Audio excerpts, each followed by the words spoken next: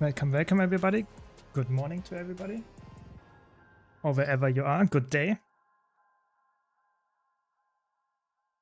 Let's have some fun and talk a bit about Guild Wars and the new stuff. Welcome, Jack. Welcome, welcome. Hope you're all doing fine. Have a nice weekend so far.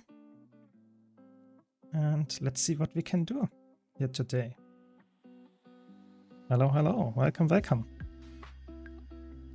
So let's see what we have, what's going on today.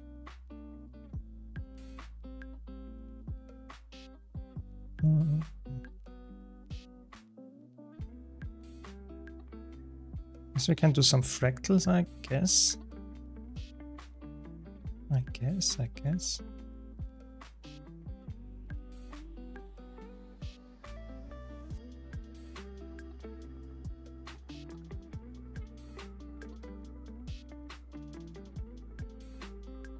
See what we can do. Maybe we are even DPS in fractals. That's crazy. Never seen. First time from start and hopefully to the end. Yeah, I hope so too. I hope so too. We just like do the usual stream and hopefully you have some nice topics to talk about, because I have to say I have some prepared, but I would be more interested to hear what you have to say about the news that we got this week, because let's say it's interesting. It's spicy. It's spicy. Welcome, Stacks. Welcome, welcome. Welcome, Patricia, welcome. Hope you're doing fine again. And hope you all had a nice week so far and everything is good. So, let's see what we have. I guess we are DPS. And like I promised in the last couple of streams, I want to stream more fractals. So that's what we're gonna do. And yeah, please, I'm a bit rusty in fractals, so don't get like too excited that I'm doing like a benchmark DPS in the fights. But I'm trying my best. I want to showcase different builds as well. So we will go from there, I guess. We will go from there. What dailies do we have? Nightmare, Aetherblade, and Chaos. That's actually pretty nice dailies. Pretty nice, pretty nice. So for those out of the loop, we got some Guild Wars 3 news this week. I think it was like 2 days ago. So on Thursday. And the news, I was actually contemplating if I would do a video about it or not. But in the end, I decided to not do a video about it because I'm very focused on gameplay. As you might know, I like to create builds. I like to just make content about that. And the blog post we got from Guild Wars 3 is essentially telling us the lore behind the world a bit and our characters and how the magic system and stuff works.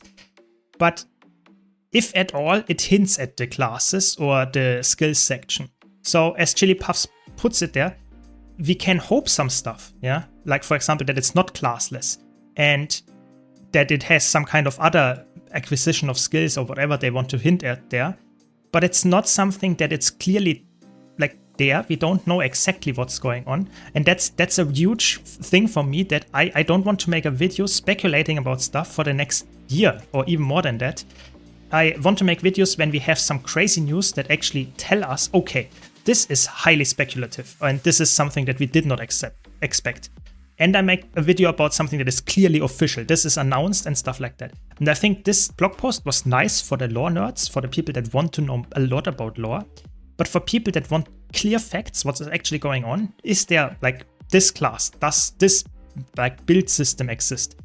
We got essentially just like maybe a hint at like that the skill selection will be different than in Guild Wars 2, but that's pretty much it.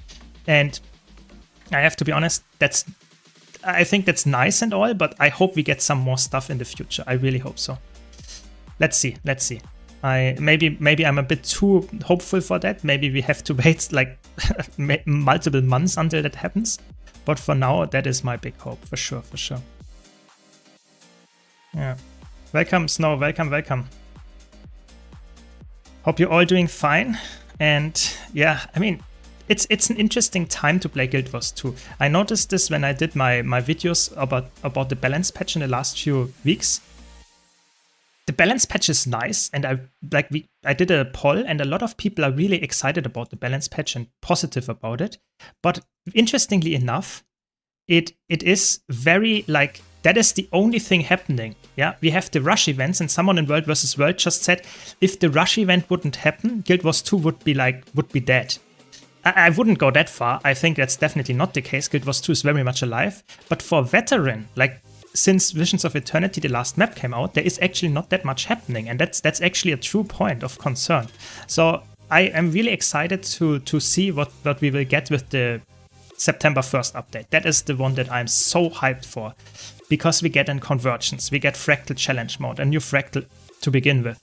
We also get, and that's actually crazy, we also get a new map with story, we get a new legendary, hopefully something that is like really exciting and really takes a long time to get for me, yeah, and stuff like that. I still hope for something like the Arena facets, that you get like insane amount of legendary grind going on. That would be really cool. But for now, we have like over 1 month left where essentially nothing is happening. We have nothing confirmed. We don't know anything what's going on. That's pretty interesting. I hope we get some news. I hope we get maybe some news about Hall of Monuments 2.0. So I can understand, Snowdrop, that you are actually playing and watching something else, yeah? But yeah, enjoy the FanFest. Enjoy the FanFest.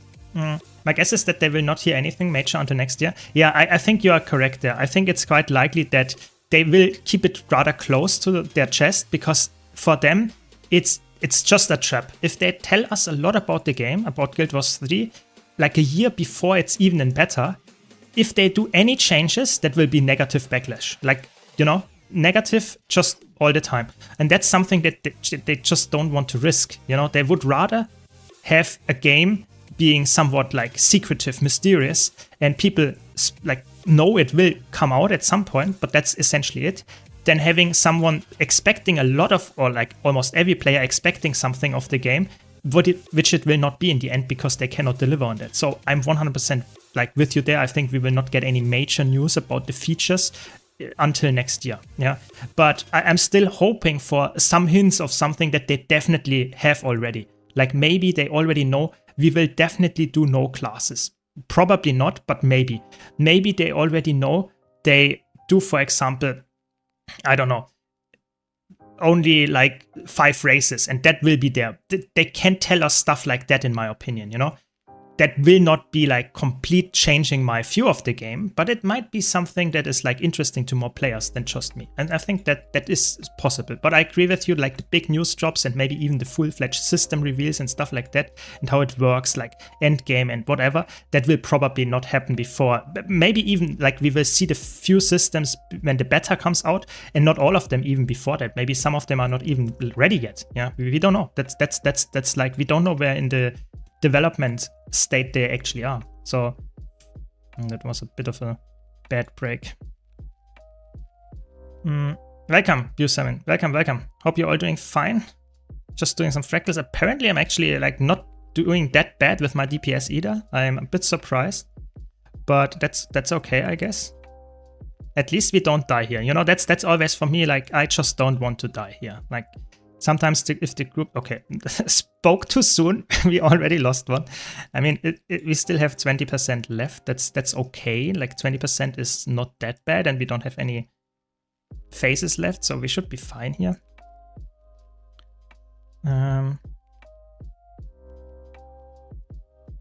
So let's see. You can ignore the last thing here, the last line. That's why I'm not going for it, because it's just completely unnecessary to waste your time and go for the mob there. There we go. I think we did it. Yeah, because wiping at the last couple of percent here is really annoying. Like they nerfed this Fractal's health pool a bit, so that's really good in challenge mode. But I'm like still annoyed at if you have to reset at like doing the boss like to 20% and then doing it again. That's really annoying. So that's why I'm like always happy. I don't care about the DPS of my group. If everyone is like doing that job and we win, that's the thing. Yeah. But yeah, if you have any questions as a new player, veteran, let me know. I'm always trying to help, of course. And like if you have any comments, feedback, whatever, let me know as well. I'm always interested to hear that as well. So how you're feeling, by the way? I'm looking like very small today. I think that's a bit better. Bit better. You know, I did not shrink over the last week. That's not it. Just wanted to make sure. It's 5 a.m. I was gonna sleep, but I had to tune into the stream. Nice, welcome, Daddy, welcome. I mean, I like that you are here, but if you need to sleep, it's more important that you sleep. I definitely want to stress that. That's way more important. Yeah. But I mean, if you enjoy the stream, who am I to tell you something different? For sure, for sure. New player here and watching a lot of your videos to learn the game. It's helpful quite a bit. Thank you. Yeah, happy to hear that. And that's my goal. Like, my videos should not only be entertaining to veterans as well, but of course also I really try to make new players get into the game and hopefully ease that like overwhelming early game and just not knowing what's actually going on. Because I know for a fact that a lot of new players struggle with the game. That's common in MMOs, I know that. But when it comes to Guild Wars 2, I can at least help players getting into the game. And that's my goal here. So yeah, if you have any other questions, just ask here. And maybe I can even make a video about it if more people have the same question and I have not out any video about it yet. So yeah, let me know. So let's see. I'm a bit scared of the dark phase. Dark phase is always a bit like scary. It's like with a Tempest. I'm not sure. I see so many Tempests in Fractal CMs nowadays. You know, Tempest is a good healer, especially in raids, but in Fractals, I don't know. I don't know. I hope we get the phase.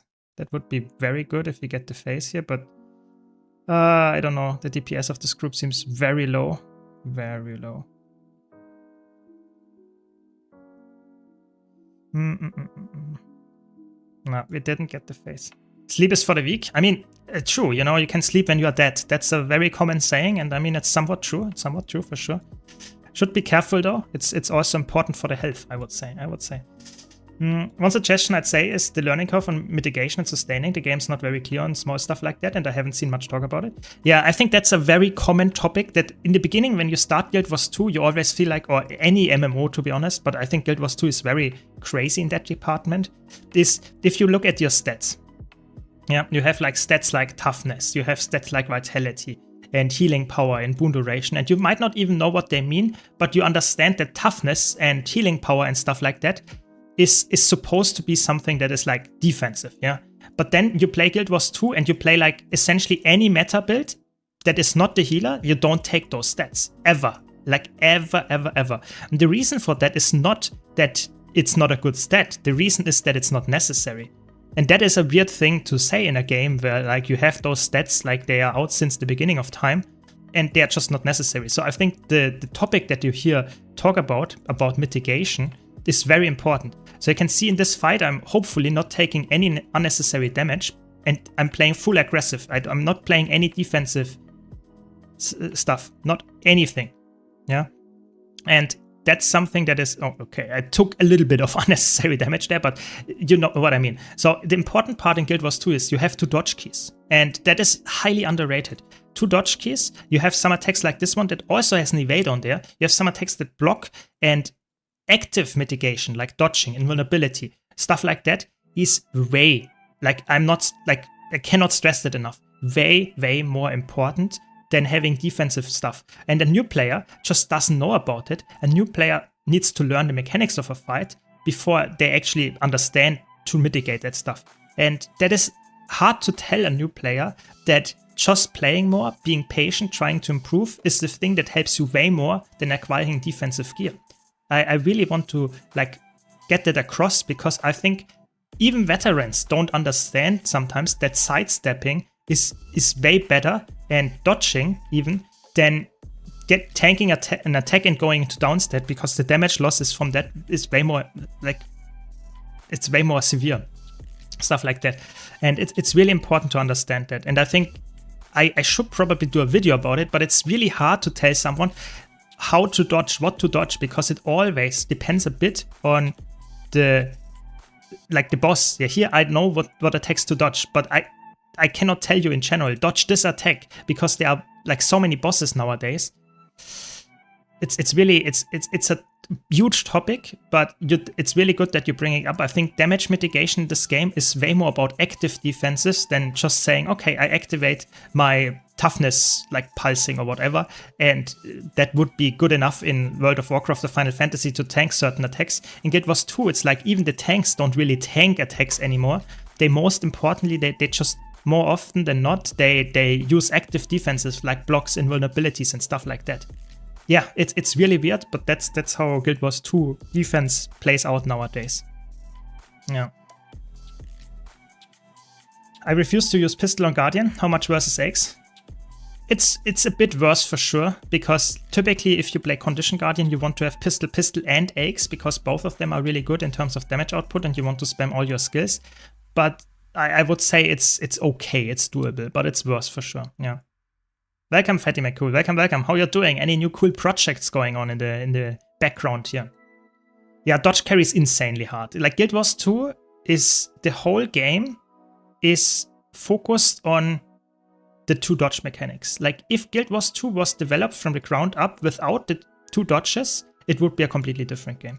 And it's not. And therefore you have like this insanely hard to balance thing being the 2 dodges. And some classes like Daredevil even have 3 dodges. That is just crazy. Yeah, that is just absolute insanity. Because you can either nowadays you have to have one-shot mechanics for boss fights that you cannot dodge, or you have to say we have so many micro attacks that hit you all the time that dodging a single one is not helping you that much.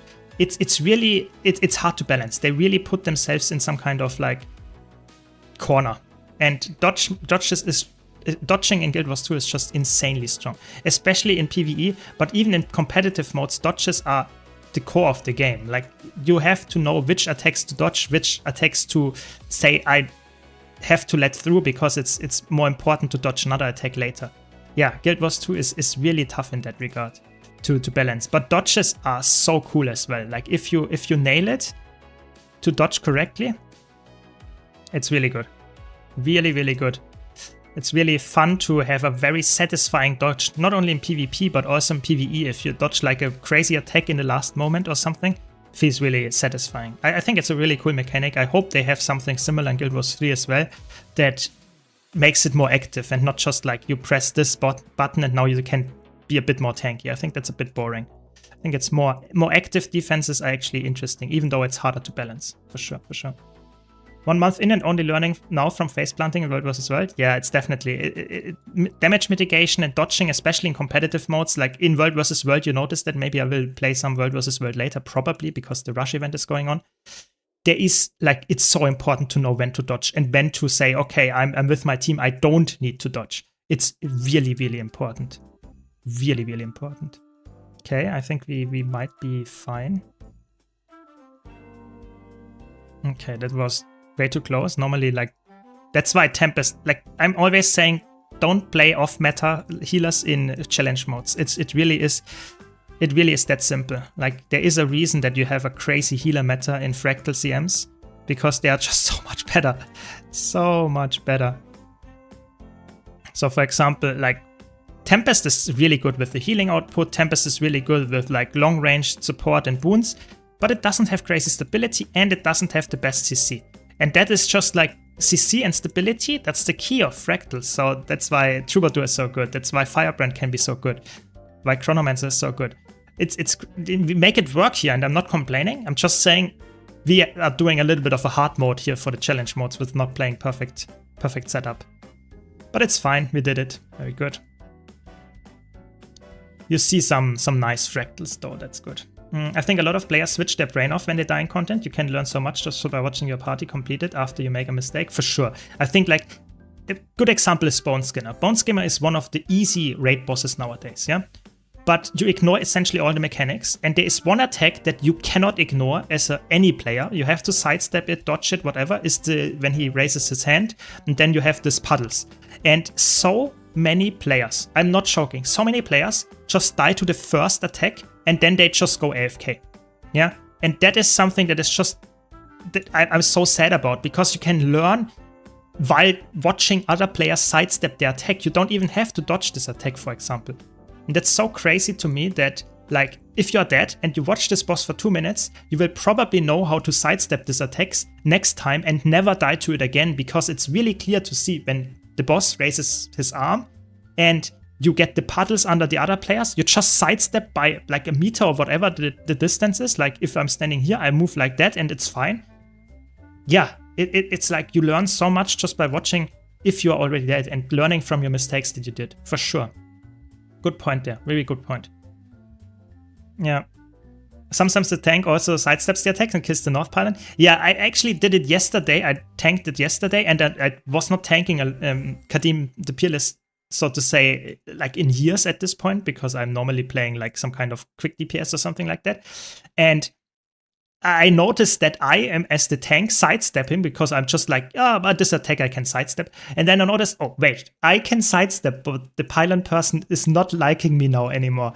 Yeah, so that is definitely, you have to be aware of some stuff like that for sure.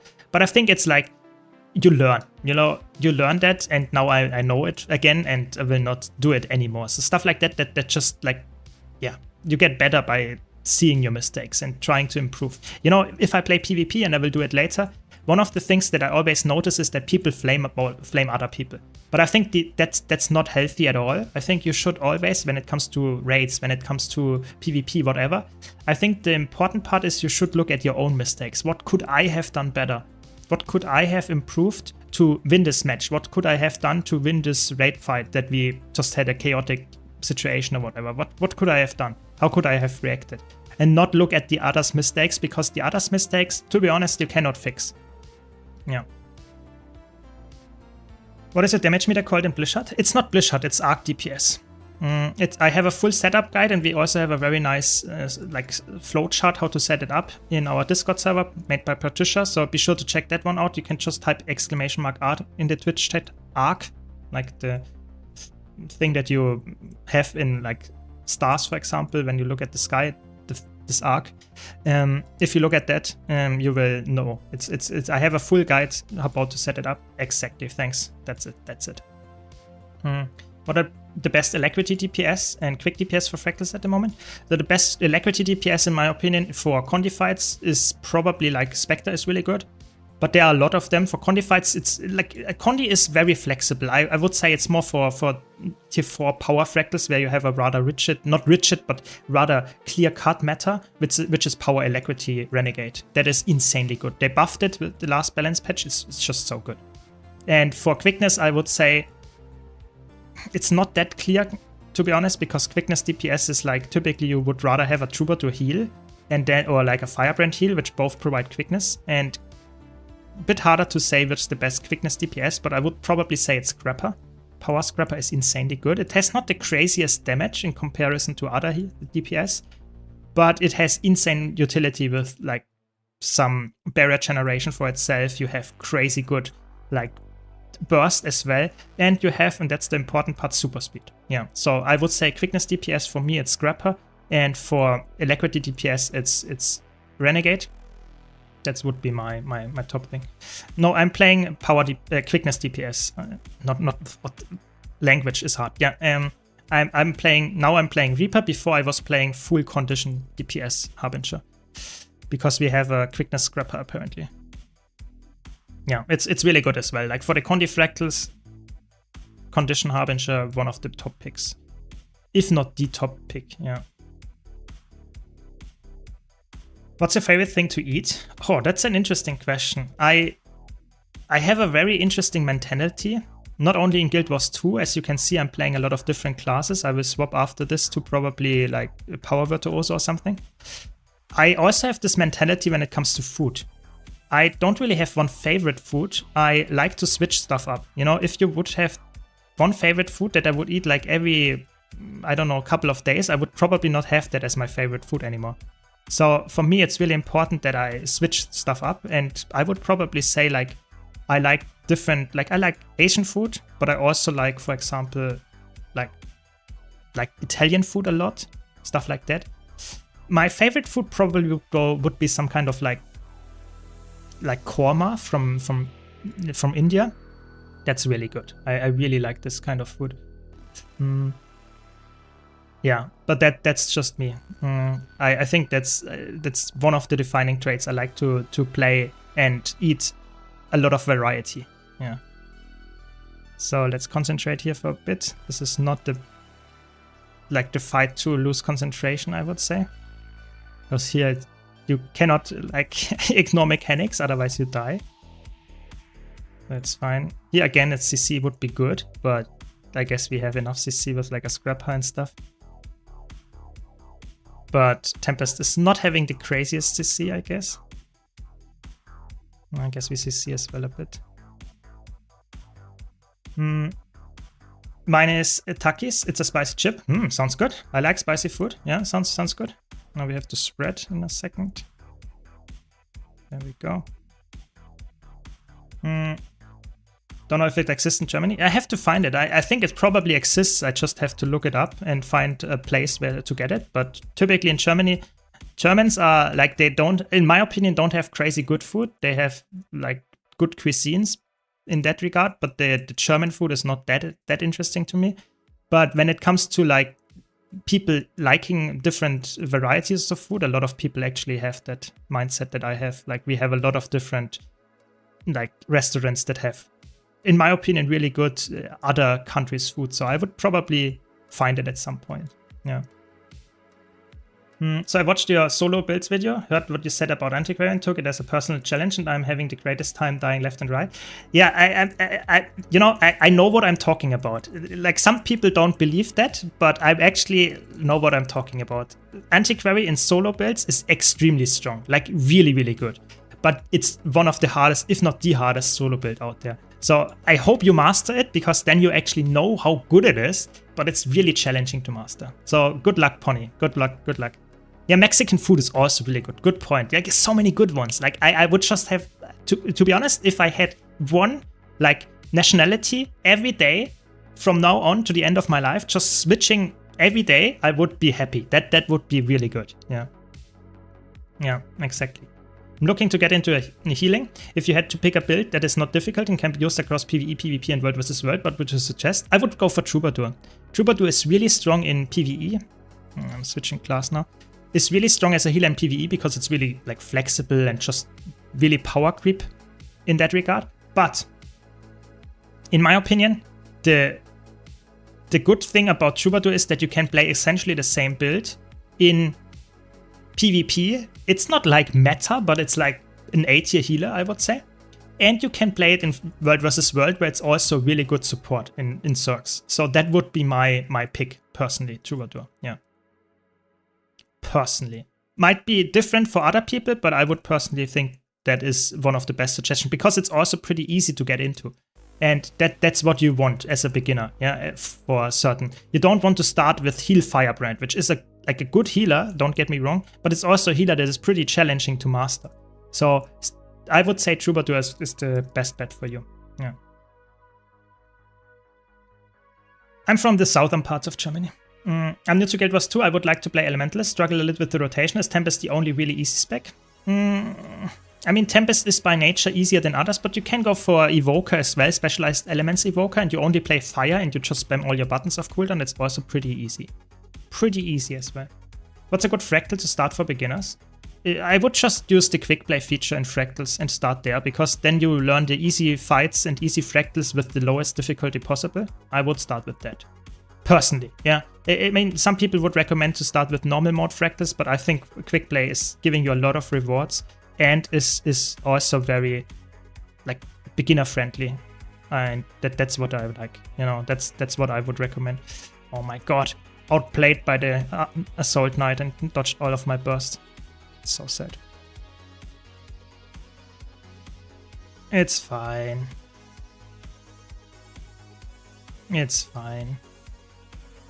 What do you think about Antiquary, Sword Pistol, and Fractals after patch? It's actually pretty solid. Yeah, I think I have to play it a bit more to give you a comprehensive opinion on that and overview, but I personally would say Antiquary in general in Fractals is very underrated. Very underrated as a DPS, especially with so many weapon options that you have now.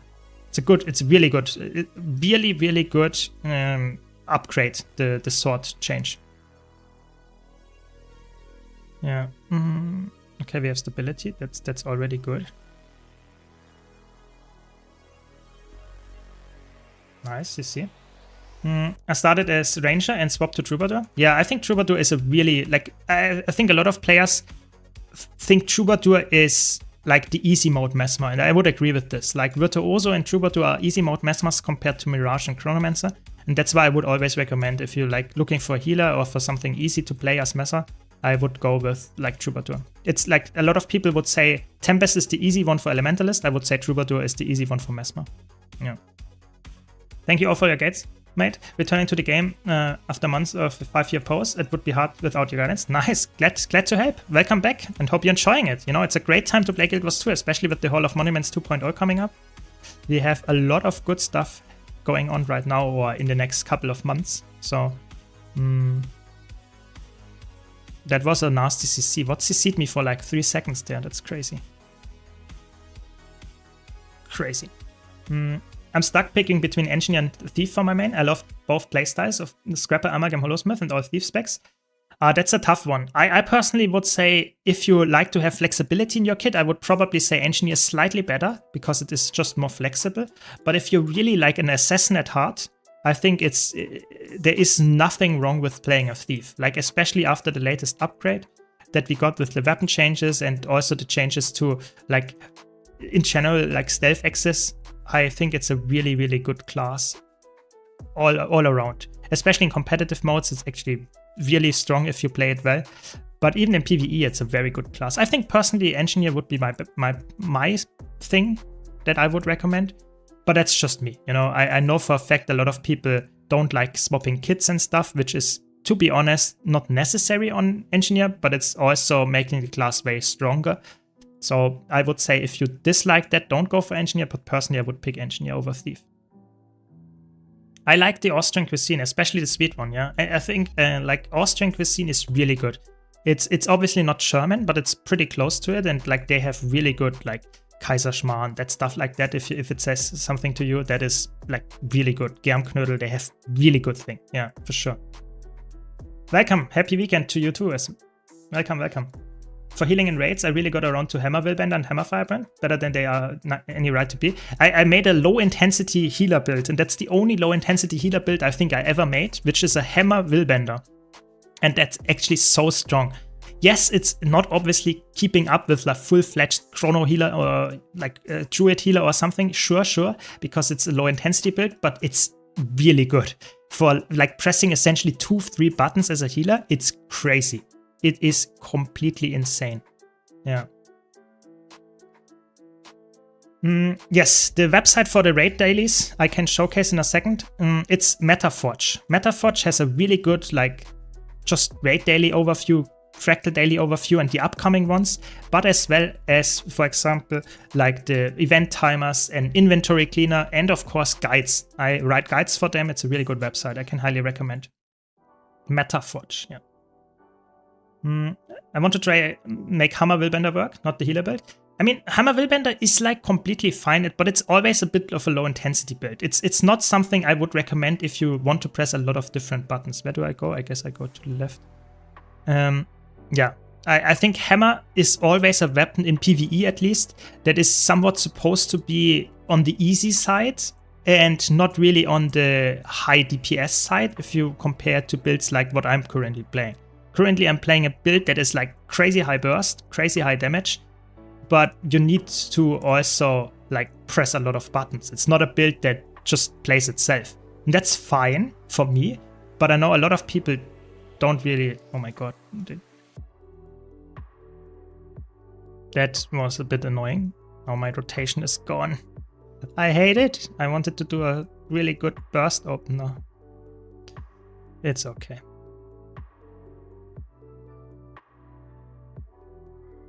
It's okay. Just have to concentrate here for a second. It's a bit scuffed, this fight now. It's okay, it's okay. There's another one here. Okay. Always a bit sad if the groups are not perfectly, how is it called?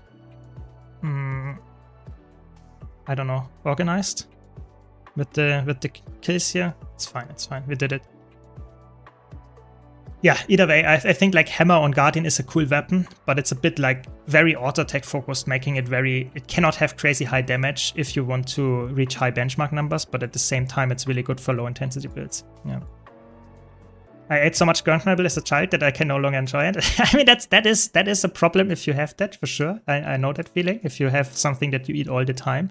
you can get a bit bored of it and maybe not enjoy it at all anymore. I can see that. But for me, that's luckily not the case with Germknödel at least, yeah. Let's see if we can get the CC correctly. Yes, we do. Very good. So far, so good. You know, that's now a better showcase of the group for sure.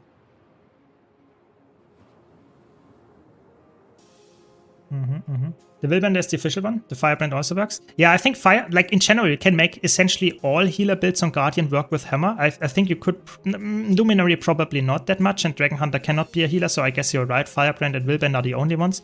But Hammer is a core weapon, so you could essentially use it on all specs on Guardian. The problem is just like the application of wounds on Luminary is so bound to pressing the Forge attacks that you essentially cannot really make that work that well with a low intensity build or like an easy to use build.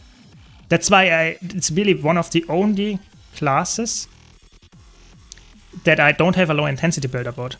Yeah, it just doesn't work. It just does not work. I tried, I really tried, but Luminary is a class where you have to press and go into the Forge.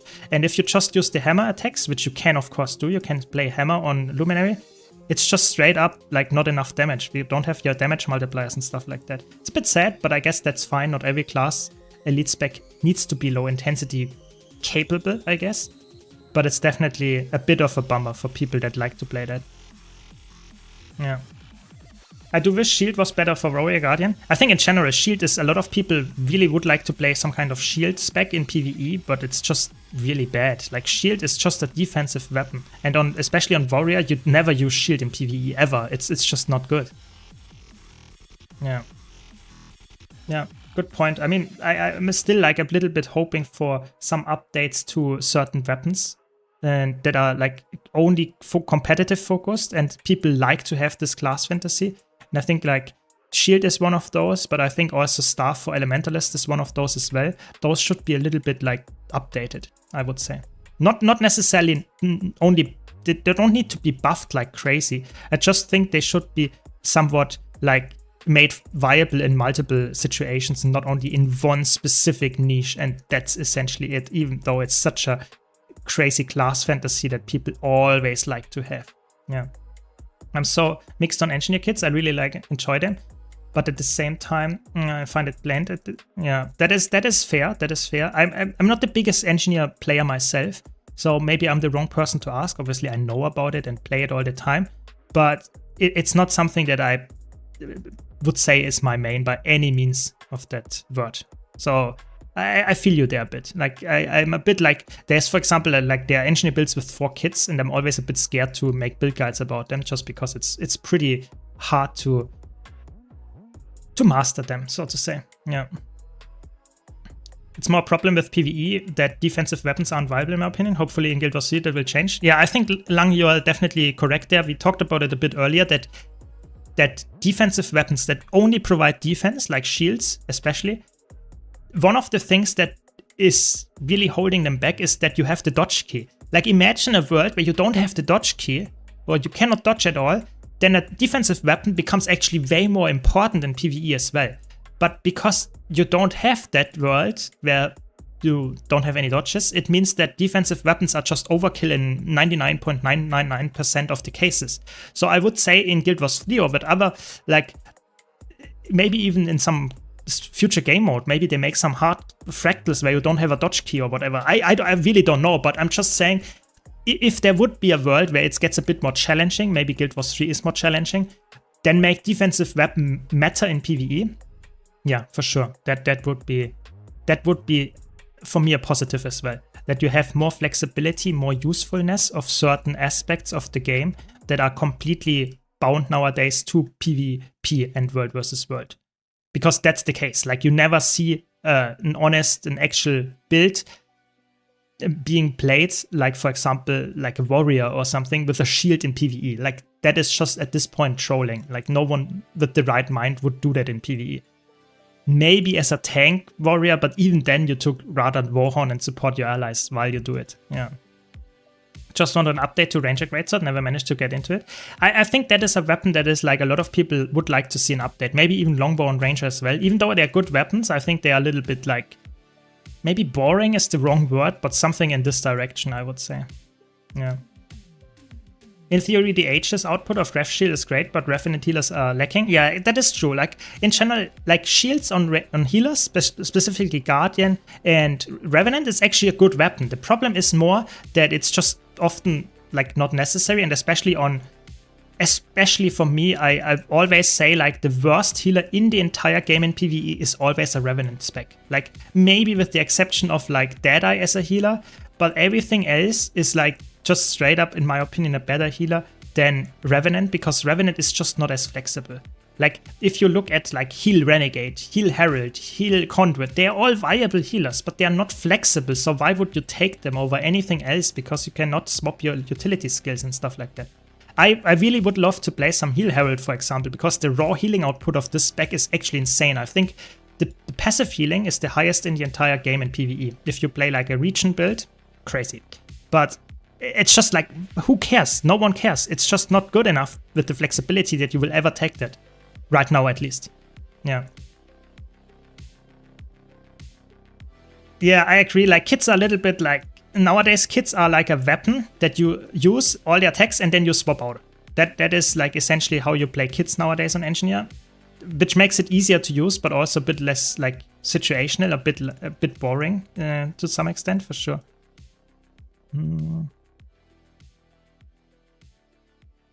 Yeah. Welcome, Luna. Welcome. I think for shields to be useful in PvE, enemies need to attack more often, so you don't need to dodge for everything. And yeah, the problem is with that if the attacks hit too hard, you essentially need to probably have some kind of like blocks or stuff like that. But then in the first place, do you really need shields, or do you just spam Aegis, or do you spam like dodge attacks or whatever? And if you make them too little, like if they are hitting too soft, so to say, then you just out-heal it. I think there is a really, the healing power creep is so high that in a lot of cases you just face tank everything. And everything that you cannot face tank is probably a one-shot. So I guess you are right. You would need some kind of Demos mechanic that we have where you cannot like negate a certain attack. It will always put you into down state if you don't block it. Yeah, I think that would be artificial, but it would actually work. Yeah, I guess you're correct there. I think that is something that you could make work. They came in the perfect moment to disrupt my cube killing. Pretty sure Antiquary is worse than Deadeye even, as a healer? I'm not sure. They buffed it pretty hard, I would say. Like, I obviously have not played it like in actual fights. I just know it on paper. They have so much barrier output as a healer Antiquary that it's probably better than Deadeye. Because you have so much barrier generation, you have a lot of utility in your kit with your artifacts. I don't know. I think Antiquary is better than Deadeye as a healer. I think Deadeye as a healer is just like, there's nothing in the traits in Deadeye that supports it at all. It's just quickness, and that's it. You don't get any healing or something like that. You have to rely on the core traits, which are not even that good to begin with, because you're a thief. You're not like some kind of elementalist or guardian that has like core traits that are really good when it comes to healing output. Yeah, I don't see a world where Antiquary or Deadeye are really good healers if they don't really hard force it. Yeah. At least Revenant Guardian Shield skills can impact the group in PvE. Warrior is complete selfish. Yeah, I think it's completely, like, it's unnecessary. They should completely rework the shield on Warrior if they want to make it viable in PvE. Because no other situation would be good enough. I think I will take some Reflect. Never trust Reflect in groups. So...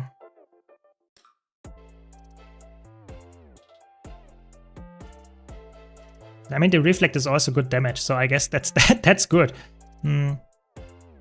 Look at my damage. It's just a Reflect. No, it's not. But it's fine. It's really fun just to see if you Reflect here with high precision. You get a lot of value from it.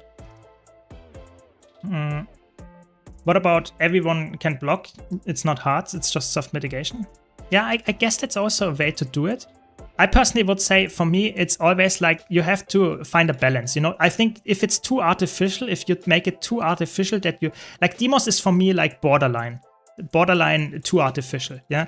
because I feel like on Demos you have to block an attack if you, especially in challenge mode, otherwise it doesn't work. Otherwise you get in down state. And I think that's for me a bit like, I don't know, it doesn't feel that great to force a certain mechanic. Luckily it's not necessarily... No.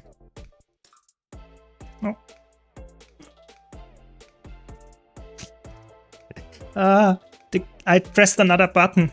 Oh no. That's so sad. You know, I pressed my command to GG, but it didn't work. That's unlucky. You know, if you press like, instead of Q, press something else. Oh no. Yeah, either way.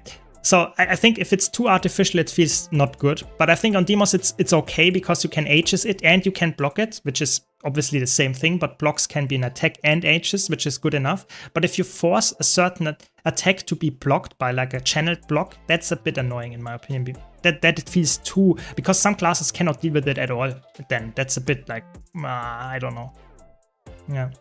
I think data gives more barrier due to the infinite. Yeah, I guess you're correct that it can be better, but I don't know. I have not played it, and I think both of them, I have not played it very often at least. So both of them are like pretty mediocre as a healer. So I guess just put them both in the low tier. Yeah. But yeah, you're correct. I think data is underrated as a healer, but definitely not great. It did it, very good. I think the sword rework in PvE is actually pretty good. This welcome moin by the way. But yeah, I'm with you there. I think I think reworking stuff that is already decent in competitive modes is always a bit sad, because shield is a weapon on warrior that's actually not that bad in competitive modes. I think it just would need like maybe a trait that makes it so. For example, why not make a tactics trait that, like, I'm just like theorizing here. Why not make a tactics trait, because that's the support trait line, that makes it so that your shield skills, for example, the block provides maybe an Aegis, and the force skill provides, I don't know, maybe barrier or something. Not as much as the Warhorn, but at least some kind of utility. I think that would be good. Yeah, but I don't know. Maybe I'm coping here too much that they actually want to do stuff like that.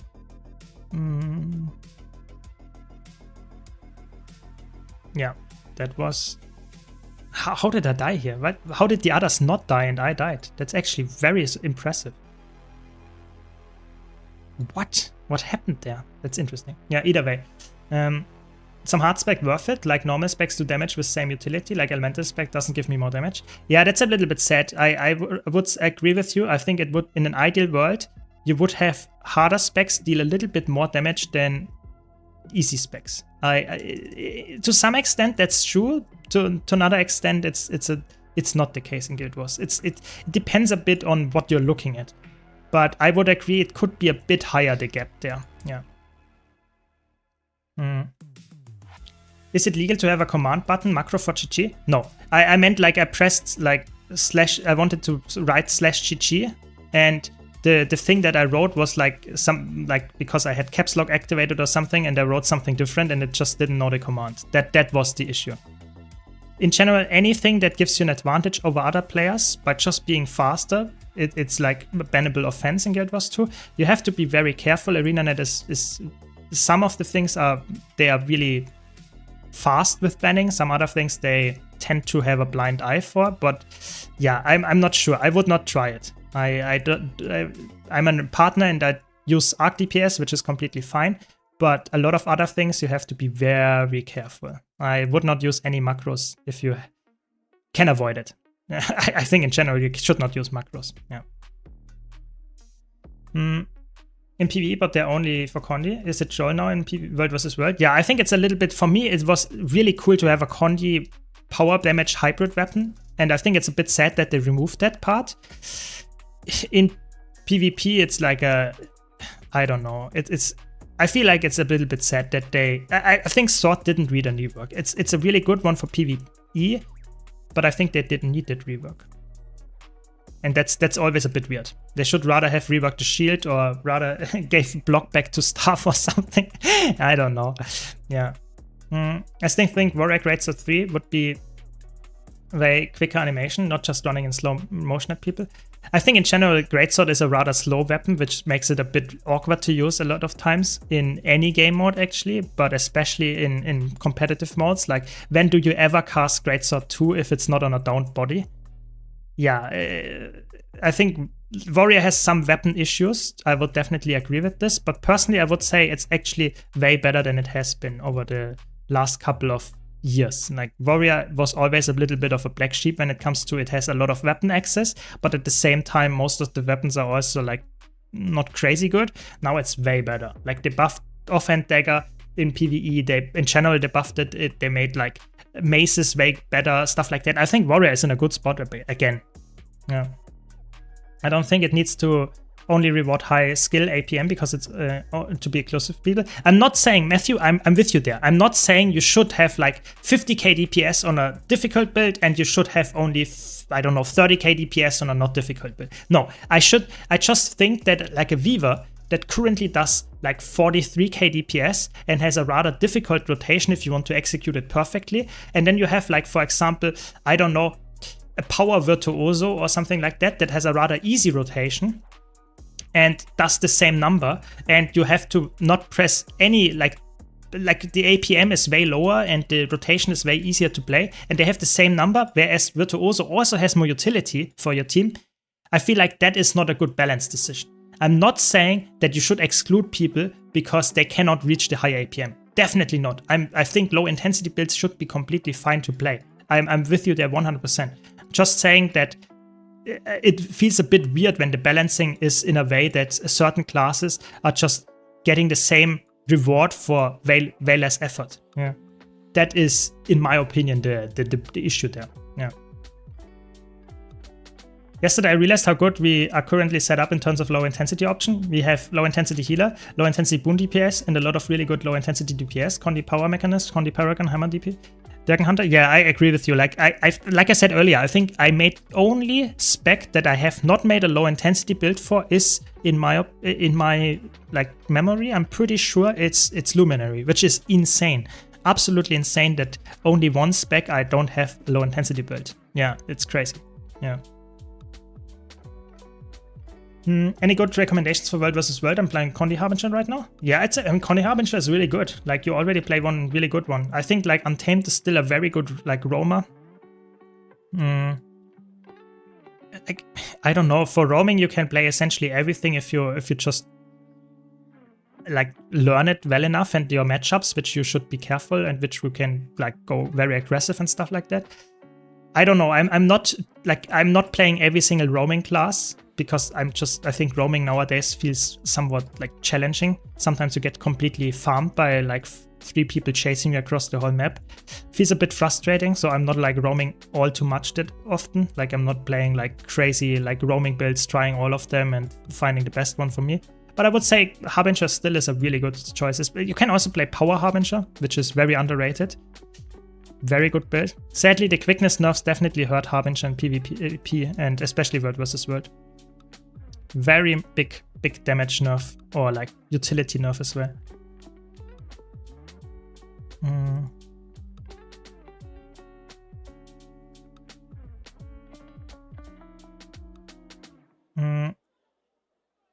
Glad that you enjoy my videos. Yeah, and like I try to be live more often, but of course with my schedule right now it feels always a bit stressful to do that. But I'm always enjoying my Saturday streams. That's always good. So happy to have you here, Matthew. Very good.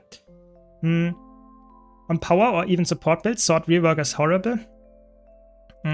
Sword Sweep barely lands, no more execute damage, and F1 no multi-hit with emob. Yeah, I think the problem is really like this, they made the support worse and sacrificed the power option only to give it better Condi option, which is a little bit sad. I think for me, they should have given that as a trait. Like, that should be an arms trait, in my opinion. That should be an arms trait. I'm always like advocating for stuff like that traits should alter weapons in a way that they are more specialized. That you can say, okay, this is a weapon that you typically have this hybrid option and hybrid approach, but it's not it's not like it's already good at Condi, but if you want to play pure Condi, it's not the best, or might not be the best without the trait. And I think it would be so good if that would be a good trait.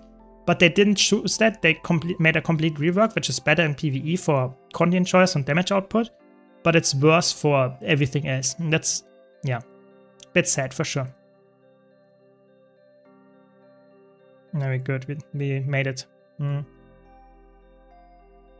I started this game and used your build guide on the low intensity berserker massively helped for a noob like me. I mean, you have to start somewhere, so I think that's completely normal. And I think the good part is here, if you start with a somewhat build that someone made for you and you just copy it, then you start on a point that makes the game already very fun.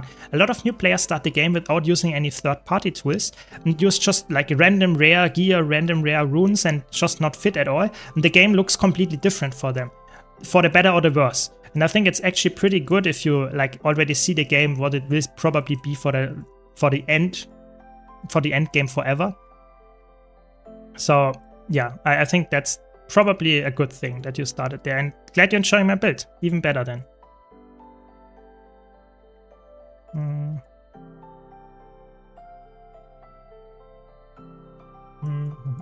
Harbinger feels damn slow nice. They removed it, so I changed to Reaper and have back my perma quickness. Yeah, I think I can understand that in a Zerg it was pretty obnoxious. I really can understand it. It was pretty obnoxious that you have like perma quickness just by being around a Harbinger. But for the roaming build, it was such a classic setup, and now it's completely gone, and you cannot even use it anymore because the quickness is just not there anymore. It's not like it's harder to come by, it's not there. And that's in my opinion a bit sad, but I don't know, it's the balance team, you know, what should I say? I'm not on there, so I have to accept it. I just have to accept it, I guess.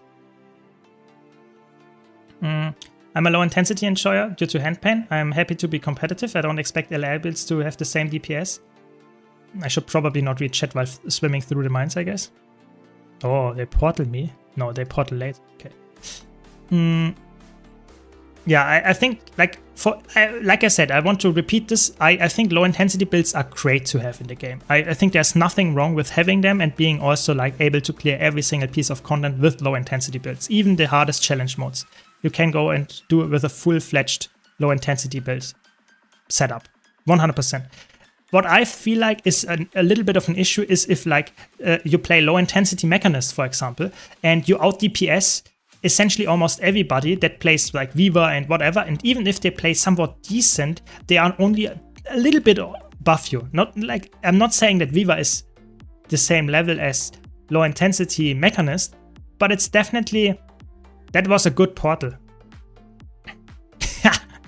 I like it. Yeah, I think that's definitely like, for me, there has to be a gap, but the gap should be small. That is what I feel like. Yeah. I have a question. In your Tempest only fire low intensity build, it used a lot of burning, if I understand correctly, but the equipment and everything is on power. Yes, there is a trait that's called Inferno in Elementalist and Fire that makes it so that you scale your burning damage with power. And this trait makes it viable to play a power-based Tempest and just apply a lot of burning, and the burning scales with your power. It's a really good trait for low-intensity builds especially. Yeah. Yeah, hopefully that answers your question there. In roaming, it's my opinion, Giga nerfed and the other trait reworks are not good. Yeah, I mean, I feel like a lot of the reworks, they focused a lot on certain aspects of the game. So for example, the Sword Warrior rework, the Harbinger rework, they focused a lot on reworking stuff in one game mode and did not really care too much about the other game mode. And I think that's a little bit, feels a little bit bad. Like, I don't know. I feel like it should be like still viable. You should not rework something and make it completely like you will never take it anymore. And I think that's a little bit sad. So even though I still think Harbinger is a rather decent roamer, it's definitely like so much worse. It's not even funny. Yeah. That portal was really like, it was a troll portal. I thought like, I portal you. And then I thought, yeah, that's good. They wrote in chat, they will portal me. And then like they portaled us into the death. Very impressive. But it's fine, it's fine. I mean, it was a like decent enough group. I don't complain. And can I consider it as a Condi DPS with this burning trait? No. So you either have to decide you play a... you mean if you would say that's a Condi build or a power build? It's some kind of mix. Because Condi builds typically like have slow ramp up time, and this build has this same issue. But you also have some power damage in there, so you're like a hybrid build in that regard. If you would, for example, join as a Condi DPS, you are somewhat more of a Condi DPS than a power DPS, but you scale with power. Yeah, it's a bit weird, but that's how it is, yeah. So in the end, I would say for a new player, consider it just being a Condi build using different gear stats. Yeah, you cannot play this build with Viper stats or something like that, because then you waste like essentially half of your stats. Yeah. Yeah, thanks Patricia, thanks for reminding me. I will do that after this fractal. I guess some hydrating is important. What's the best spec for World vs. World Necro? It depends if you're a Roamer or if you're in a Zerg. In a Zerg, Scourge is probably really, really good and always a staple because it has really good corrupts, it has just really good utility with barrier and stuff. I would say for roaming, probably nowadays, I would probably say Ritualist or Reaper are probably the best roamers. Harbinger get a little bit outclassed, I would say. Yeah. Yeah. Why do most World vs. World build not hit 100% crit rate? It's just too hard to come by. Like you in PvP and World vs. World, if you go full Assassin's gear and have permanent fury, you typically have it. But in most cases, it's just too hard. You run full Marauder, and even with fury, you might not have full crit chance because you don't have all the multipliers that you would take in PvE. Because you sacrifice too much defense. You know, you're playing against actual players, so you need some defense as well. If you get full glass cannon, it can go and get some funny moments for sure, but in a lot of cases you will just die faster as well. So that's why like full crit chance is not priority, even though it would be really good. Like I'm not like some builds get full crit chance, don't get me wrong, but it's not the standard. Yeah. Yeah, Core Necromancer is also pretty good. Good point. Yeah, Core Necro is one of the best core classes to play in World vs. World for sure. Yeah, yeah. For Veil Guardian, it's a Condi build. For Veil Guardian, you would go to Condi. Yes, you would go and do the red Guardian. Yes, that is correct. How long does it take you to farm 2k gold? Hard to say. Like, for me, farming is always like... I'm just playing daily and doing my stuff. If I focus on this gold farm, I would probably need like, I don't know, right now, maybe like 2 weeks, I guess. If I just play it normally, I would say maybe a month, something like that, maybe. In this regard, because you have to imagine, like I'm creating content. I'm not really caring too much about gold anymore. I have everything in the game, what I want. So gold farming is just passive. Hope that makes sense. Yeah. Isn't Core Guardian also a good support build in PvP? So, slight teaser, I will do a PvP tier list very soon. And Core Guardian is one of the specs that is always viable as a core build enjoyer. If you play like a lot of core classes, or if you only have access to core classes, it's always a decent pick. But, and that's the part that I want to stress here, it's fallen a bit out of favor because Core Guardian is like providing stability and has some healing, but if you compare that to a Paragon healer, the output is just way lower, for example. So I would say Core Guardian in PvP as a healer, sure, go for it, sure. Not like bad, but it's definitely outclassed by a lot of the other support nowadays. Yeah, so for most players, I would say completely fine. But if you want to have the best option for you, I would probably not say that Core Guardian is on top there. Yeah.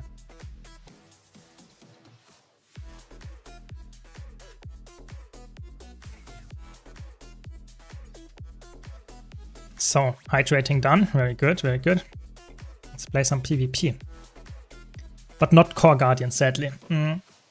What do you think about Antiquary? Seems like a really fun class at the moment for PvE. So Antiquary is like, if you like the fantasy or don't mind the fantasy, it's one of the best DPS builds and Alacrity DPS builds out there. It has huge burst damage if you play power. It has, or huge damage in general if you play Condi or power.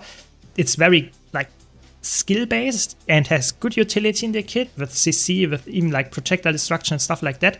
So Antiquary, for the tryhards out there, really good. For people that like a smooth and very chill experience, it's not the best spec. It's very reliant on knowing a lot of things about the game, knowing a lot about your own class, and using it in more of a flexible way, because you have not a rotation that is, so to say, very, how's it called? You don't follow rotation and that's it. You have to always adjust it to the artifacts you get. It's always reliant on the RNG in there. And that's making it way harder to learn for a new player. So I would say really good class, very fun to play as well personally, but not an easy one to learn. And not for everybody. Yeah. Yes, I have a DPS and a Boon DPS tier list coming up as well. I just need to, especially for those where I need to see the damage numbers, the perfect benchmark numbers as well, to actually give my rating. I always try to gather enough research and data for that, and then we go there. We start with the stuff that I can do faster, like solo builds, healer builds, and we go and make all the tier lists after the balance patch week by week. So stay tuned, I will get to that for sure, Rube. Don't worry, don't worry. Exactly. Exactly. I think like Conduit is probably, in my opinion, the best Revenant healer. I would probably die on that hill. I think Conduit for me is the best Revenant healer right now, because it's the most flexible one, and that makes a healer really good. I would also say that Engineer healers are probably also not like insanely good. I think Mechanist and Scrapper are good healers, but not like S-tier healers in most cases. And like Amalgam healer is almost trolling, and like you cannot play heal Holosmith obviously. So like Engineer, Revenant, and Thief are probably, with the exception of Spectre, some of the worst healers out there, but still possible. Yeah.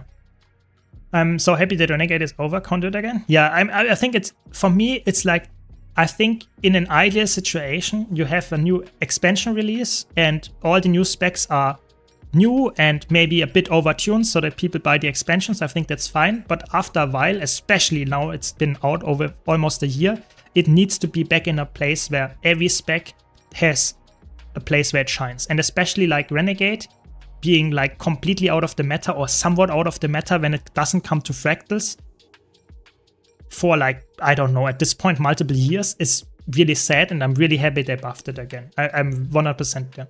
Is there any Ascended Aqua Breeder to get? Yes, you can get an Ascended Aqua Breeder by crafting it, I think, yourself. Or you can buy, you can definitely buy one from, I think it's called, is it not from the Living World Season 3? Bitterfrost Frontier. I think you can get their Ascended Aqua Breeders just for winter berries. But of course, I would say, do you really care? Like, is there any reason to have an Ascended Aqua Breeder? Like, I think even for like fractals, you don't need an Ascended Aqua Breeder, because if you have full armor and full weapons and trinkets ascended, you don't need more. You can run around with a rare Aqua Breeder. It does not really matter too much. The stats are also minimal. So I would say, yeah, there are ways to get Ascended Aqua Breeders, and of course Legendary nowadays as well, but it's not necessary. Yeah. You should have, if you want to go for the min-maxing approach for the infusions, you would want to have 9, like +9 agony infusions with +5 power or +5 condition damage. Yeah, that would be the ideal case. But they're pretty expensive to get for full 20 or whatever, 18 slots it is. Yeah. Yeah. Yeah, Conduit is just, like, I think Conduit as a healer is more flexible, has more boon output, has also more healing output if you play it well. It's just all well-rounded. When it comes to Revenant healers, it's still, in my opinion, worse than most other S-tier healers, because it's just not as flexible. But it's still like the best healer for Revenant for sure. Yeah. Probably a hybrid DPS heal holo would work fine, but then only in non-CM content. The problem is that, like, you cannot play holo as a healer. Just full stop. You cannot do it because you cannot provide quickness or alacrity.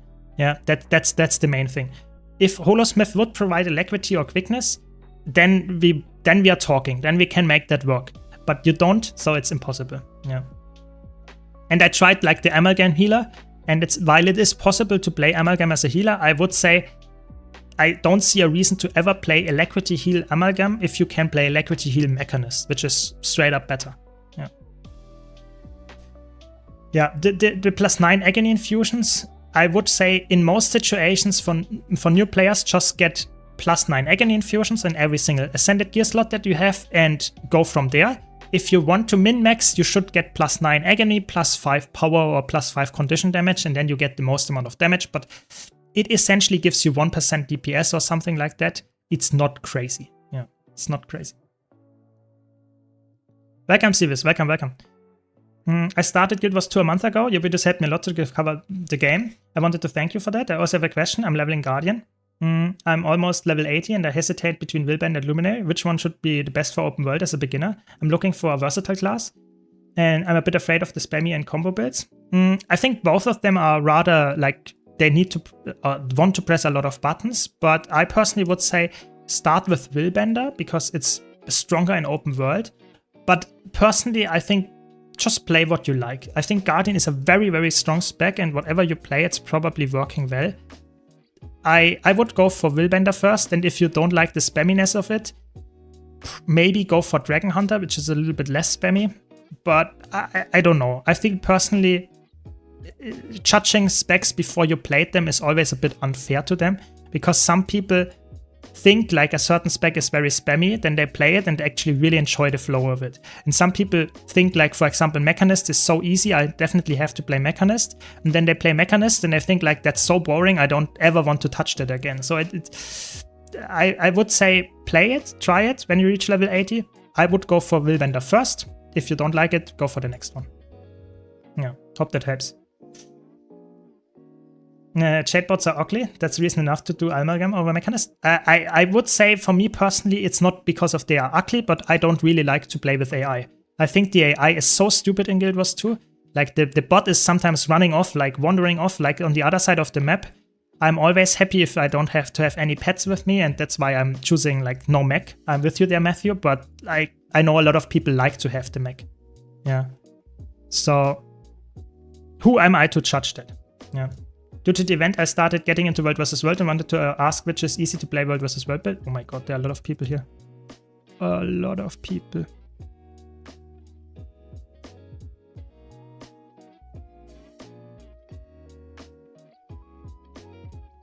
Let's try to survive here.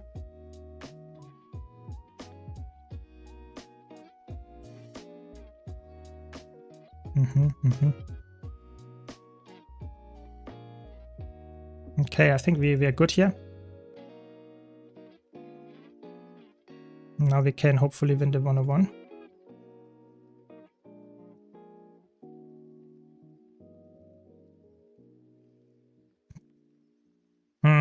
Will take a while, but we will get there.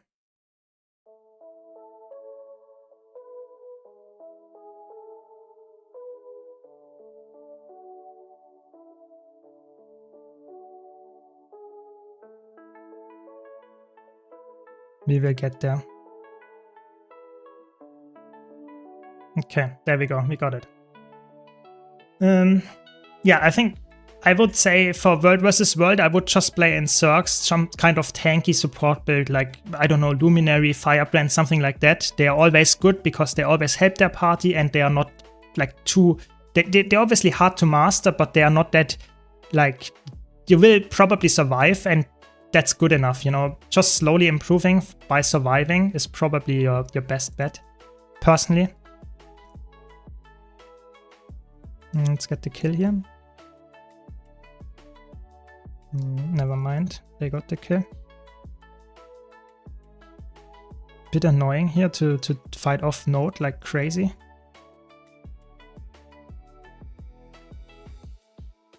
Our range is decapping. I will just go there. Yeah, I will catch up in chat after this match. I'm a bit like need to focus here, otherwise we'll lose. What is this here? Guardian coming in again. Should I help our thief? No, our thief should run away. And we take the 101 here because I know I can win that. It's a Condi. What? Like, the people are playing crazy stuff. Condi Dragon Hunter. Like, okay. They are cooking, and in the actual meaning of the word. Interesting pull, I have to admit that. Let's get the cap. Let's let him die off node, hopefully. Okay, this is dead. I guess I push Fano.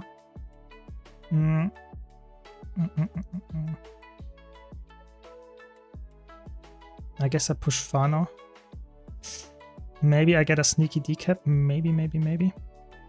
That's such a close match. Oh, there is another guy. How many Dragon Hunters do they have? It's actually pretty insane. Maybe I can get a 2v1 with the other Dragon Hunter being on respawn. Is that bunker DH? Then I should probably not fight this. But doesn't look that scary.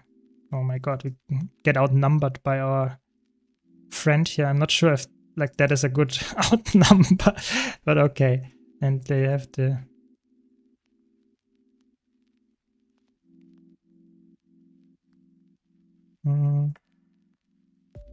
I mean, we got the node. Wasn't there a ranger or am I blind? Oh, there it is. It was like, and they got the rest with the spirit. That's not good. But now they die, I guess. I mean, we take the 2v2. That's fine. It's okay. I would rather have like a clear on the map, but okay. I'm good, Conflux. How are you doing today? Yeah, Luminary is easier than Firebrand. I would also agree with this in World vs. World for sure. Yeah, I have played Lightning Rod Weaver. I think it's for me it's not my favorite build. I would rather play like normal Condi Fire Weaver or like the Evoker build that I play right now. I think Lightning Rod Weaver is like, it's just not my playstyle. I like to have something that is, I don't know. Weaver is a nice bruiser, and I feel like Lightning Rod Weaver feels a lot of times a bit more squishy. Where's the Ranger going? They're stealthed. But I don't know where they're going. Okay, I guess they are not here. A bit annoying. If I leave here, they might get the decap. But if I don't leave, my team loses the fight. Also not good. I don't know. I think that is a tough one to play. Maybe I can hold them here in a bit. No.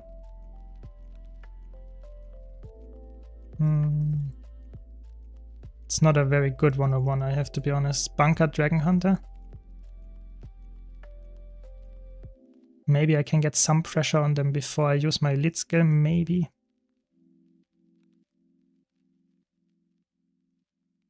Okay, now it's probably a good time. Oh, they have so much block.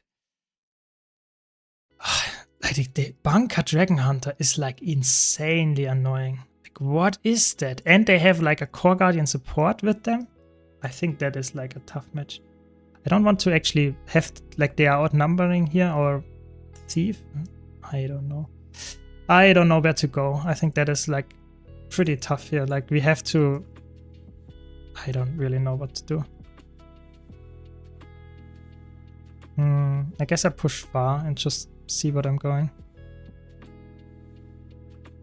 Yeah, maybe I can get the decap here.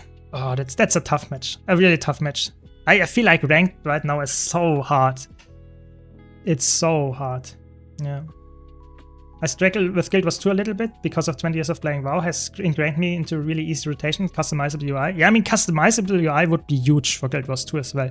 I think you get used to the rotations though in Guild Wars 2 as well. It just takes a while. Just be patient, enjoy the game while you improve. Yeah. If we just hold the two side nodes, we are good. But the problem is I feel like we don't. I feel like we will not get... Like, we don't have that probably. We will not be able to make that work. Gale Shot is such a menace as well. Like, there are so many annoying builds to play right now. I'm also playing on an annoying build, don't get me wrong, but this... I used my stunt break a little bit too early, a little bit annoying.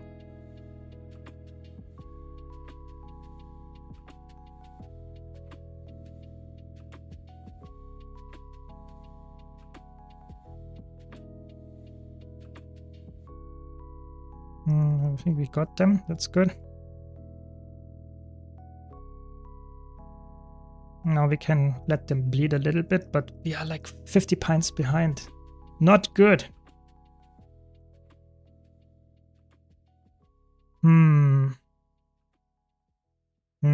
How can we win this? I don't know. If I leave now, it'd be so tough. If I leave, the ranger gets the decap in when they respawn. If I join my team, if I don't join my team, they will probably lose. Yeah, they lose. I don't know. It's so bad.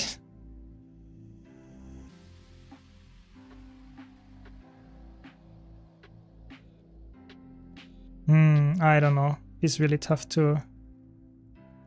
Really tough.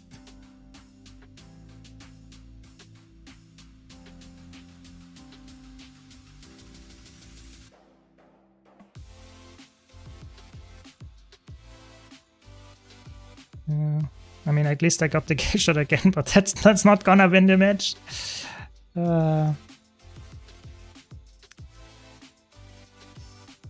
I guess I have to stomp and help them, but I don't know. It's so bad. If I leave now, they get the decap again. I don't know. If we got at least a kill. It feels so hard. You know, this is the thing where I would really like to know, like a crazy monthly AT winner perspective here, what they do here. Do they push away and leave the point decapped and want to like get the decap here? I guess we have to.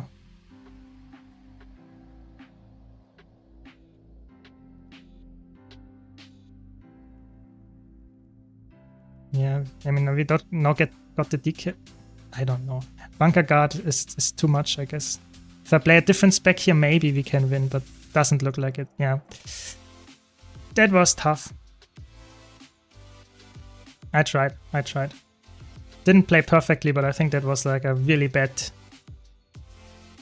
build to play here in like essentially 3 tanks. Yeah, what can you do? Okay. For DPS, I think Core Necromancer might be good, or Dragon Hunter. I think Dragon Hunter is... I don't know. I feel like Dragon Hunter is always a good choice when it comes to DPS in every game mode. I think it's a good choice. There we go, we did that. So let's do some strike missions. Time to lead your Bunker DH video? Yeah, I should definitely unlist that one. I guess it's now back into meta, for sure. Not good.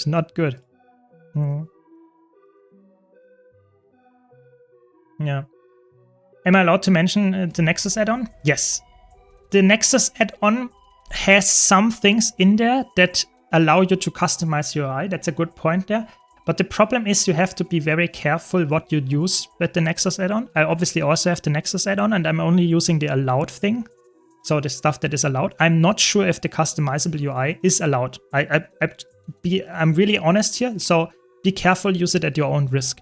I know for a fact that you can use Nexus and stuff like that for like normal stuff with Arc DPS, but when it comes to customizable UI, I don't know. I really don't know. So be careful what you use there. Yeah, Triple Guardian was pretty... That was pretty annoying. Okay, I guess I'm Alacrity DPS. What do I play as Alacrity DPS?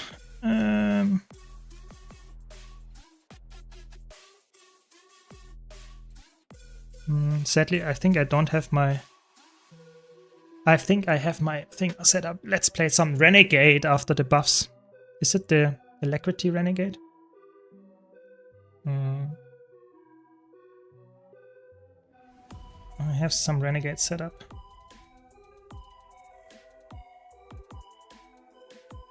Do we need CC here? We don't need CC, so let's go for the aggressive setup without a staff. We need Berserker with Hydromancy and Force. And we should be fine. Let's see how it goes.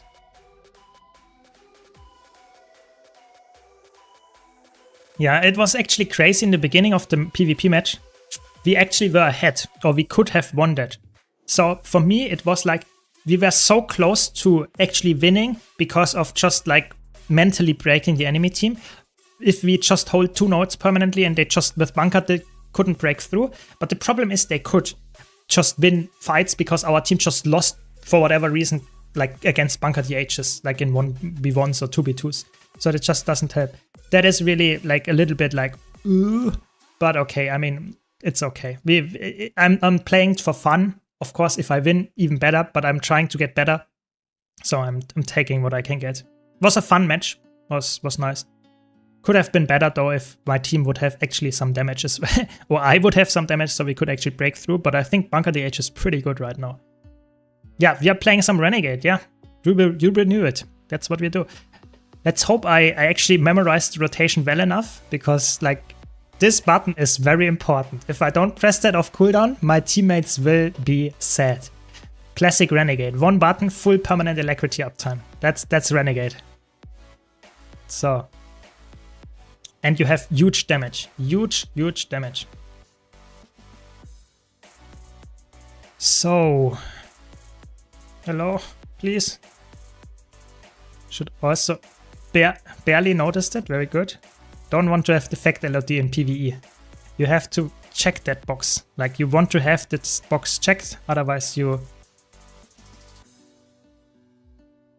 definitely struggle. You see too much things. And the burst here is so good. I really like Renegade burst. It's even on Alacrity DPS build, really fun.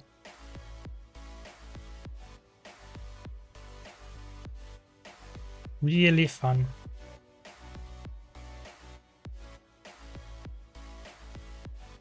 Yeah, cool build. Like, really cool build. I like it a lot. And you can see the Alacrity uptime is there just by pressing one button. Really nice. Now also heals, so a lot of stuff going on here.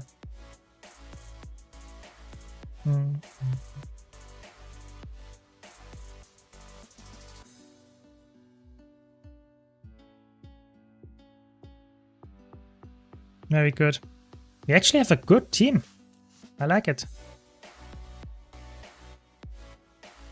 I mean, obviously not huge, but good enough. We did it. Yeah, I think I might have to double check if it's okay to use like customizable UI from Nexus. Maybe I get some answer as an arena partner. Maybe they have some ideas there.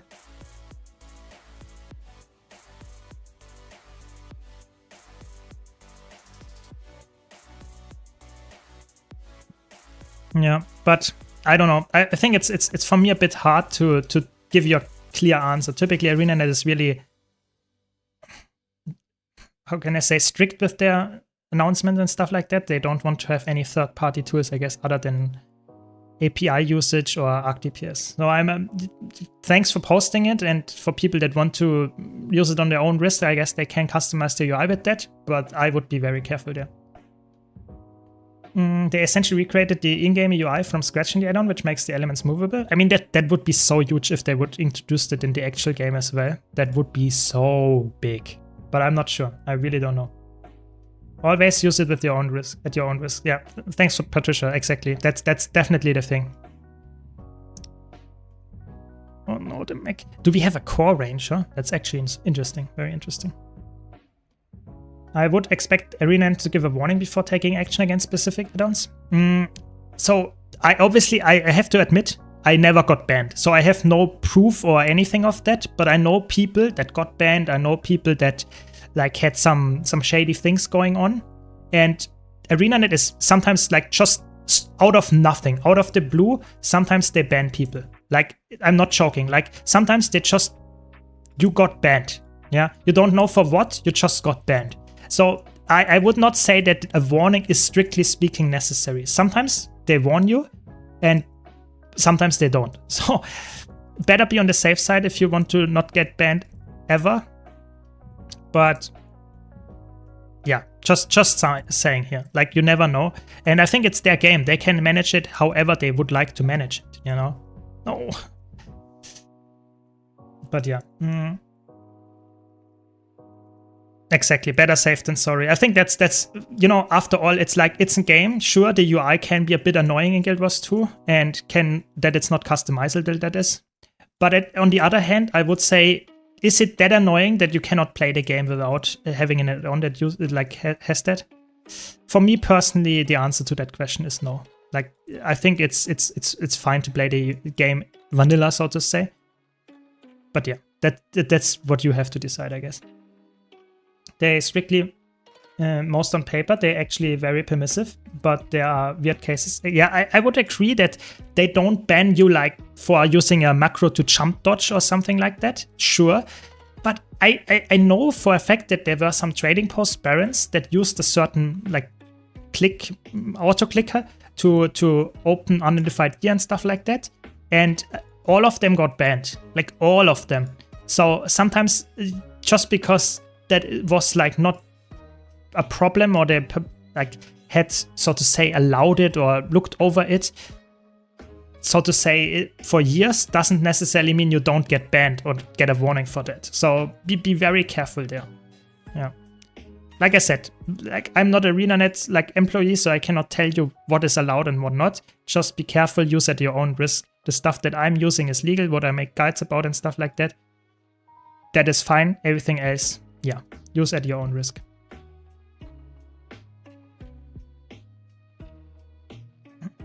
Is there a codex allowed? I'm not sure. I'm not familiar with this one specifically. I'm not familiar with this one. And I also don't want to give any clear answers, you know, because for me, I only know for a fact that you can use normal Arc DPS, normal Nexus, and normal Blissshot. That I know for a fact. Everything else, I'm not sure what is clear, what is not clear to use.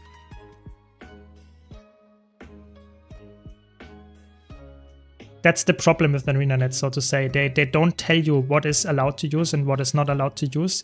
You just, so to say, use everything that is not clearly allowed on your own risk, always.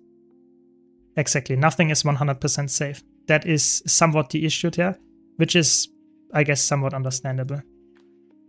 Do we have 3 healers? No. They are debating. I was wondering what they are like talking here in French. But I think they are talking in French about our core ranger that is doing almost as much damage as our healers. A little bit more, a little bit more. But I mean, what did they expect? Core ranger is not known for having crazy high DPS. Yeah.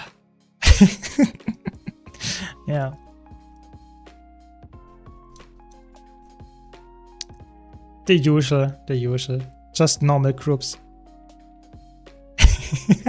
Oh no, we have another core person joining. Yeah, like if you didn't notice, core classes in PvE are, I would say, borderline trolling with some exceptions, like for example core guardian, core warrior, core thief. They can be okay, but everything else is like pretty like troll. Yeah, if you have anything else. Yeah. Yeah, I have no incentive to return to WoW for Midnight's Season 2. I adore the Horizontal Progression Guild Wars so much. Yeah, I think it's really well made, but it's not for everybody. I had people here in chat, especially new players, that reached level 80, got ascended gear, and wrote, what should I do now? I have no clue what to do. And then I told them what I would do and what Guild Wars 2 is allowed. Like, what is like the sandbox idea and stuff like that. And then they said, okay, then I will quit the game because there's nothing for me to get. And that's a fair opinion. I'm not saying I would agree with this, but sure. I mean, it's possible. You can do that if you really want to, I guess. Yeah. Yeah, I guess I'm not like judging actually if they like a new player and joined and never played strikes before and stuff like that. It's just, for me, it feels always a bit weird if you have like a core class in there, because they're level 80. They probably, to get access to those like strike missions, it's like, isn't it like a feature where you need to have an expansion? So it feels a little bit like, if you have an expansion, you probably also have access to an elite spec, don't you? So it's a little bit weird to me in that regard. But who am I to judge? You know, who am I?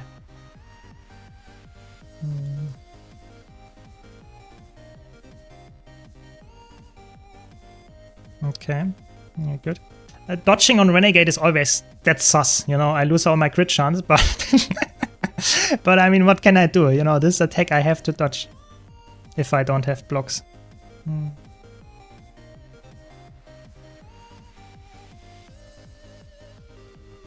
So Willbender is viable in open world if I don't have runes yet? Yes. Willbender, I mean, you should have, if you have the correct build, it's really good. Like, I have a solo build for Willbender that is insanely strong. Like, one of the best builds in solo play, if you play it correctly. Very, very good. But you are obviously, like, not having runes is not ideal. I have to admit that, but it's also not, like, horrible. Like, you should probably get some cheap runes though. Yeah, that's always what I would recommend. Like, you don't have to have the perfect setup and build, but get something, you know, like the same goes for food and stuff like that. Get something that improves your stats. I mean, how many people did we lose here? Like 3? It's...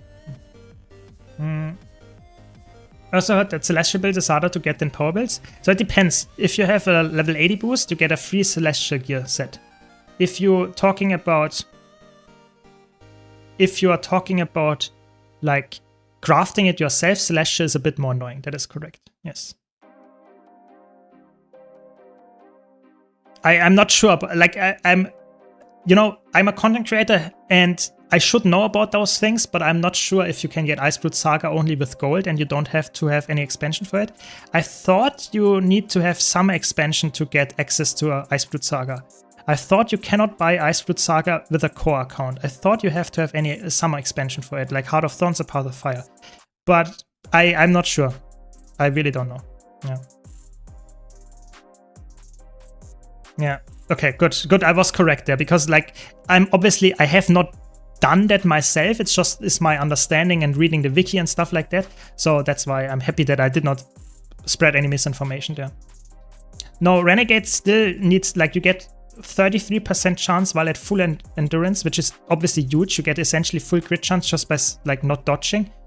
But at the same time, sometimes you need to dodge and then you still get like 10% crit chance, which is obviously really good. Like you not getting any crit chances would be way worse, but it's still a lot. Like 33% crit chance missing, you notice that. So you should avoid dodging. If you can avoid dodging, don't dodge on Renegade.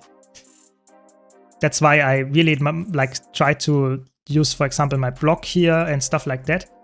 That is just huge value.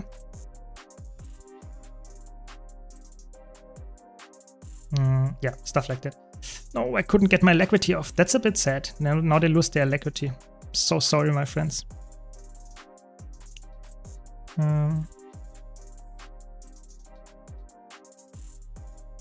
It's okay though, I hope they will like see that I tried my best.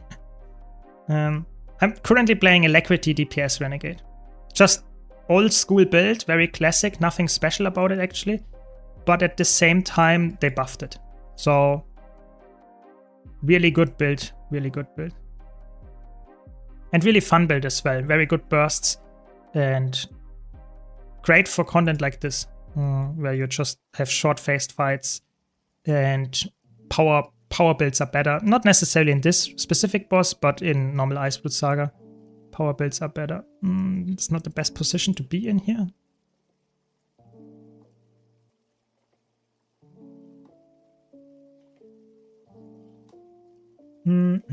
Not dodging trade is bad design on game. Yeah, I think like this trade is a very old school trade and is in my opinion a very bad design trade for sure. But because it is currently really good DPS if you don't dodge, and I like to play some different specs every like time on stream, you know, I don't want to play all the same specs all the time. I think it makes sense to play it. It's fun as well. But I agree with you. If I would have the choice to design a trade, yeah, I would definitely not design it like that. Like it's a horrible design trade in that regard. Because like Guild Wars 2 PvE specifically is designed around you need to dodge certain mechanics. And that means that you lose all your damage. Other specs don't lose all their damage. It's just not fair. But yeah, what can I say? That's just how it goes, I guess. There are a few things me as a returning player would love to be changed. For the love of God, make teleports account wide unlocks. This makes no sense and is annoying. Yeah, that makes... I think that is fair. That is somewhat fair. What do we do now? I guess I guess we are done and we do the Dragonstone, I guess. Second, farming the hero points for every class I already brought to unlock them is very alt-on friendly too for players like me who like play different classes and specs. It's a turn down. Yeah, that is a fair point. I would personally say you have to be like, if you're a veteran like me, you have like, you can buy instantly like 50 different elite specs unlocks from World vs. World, but I get your point.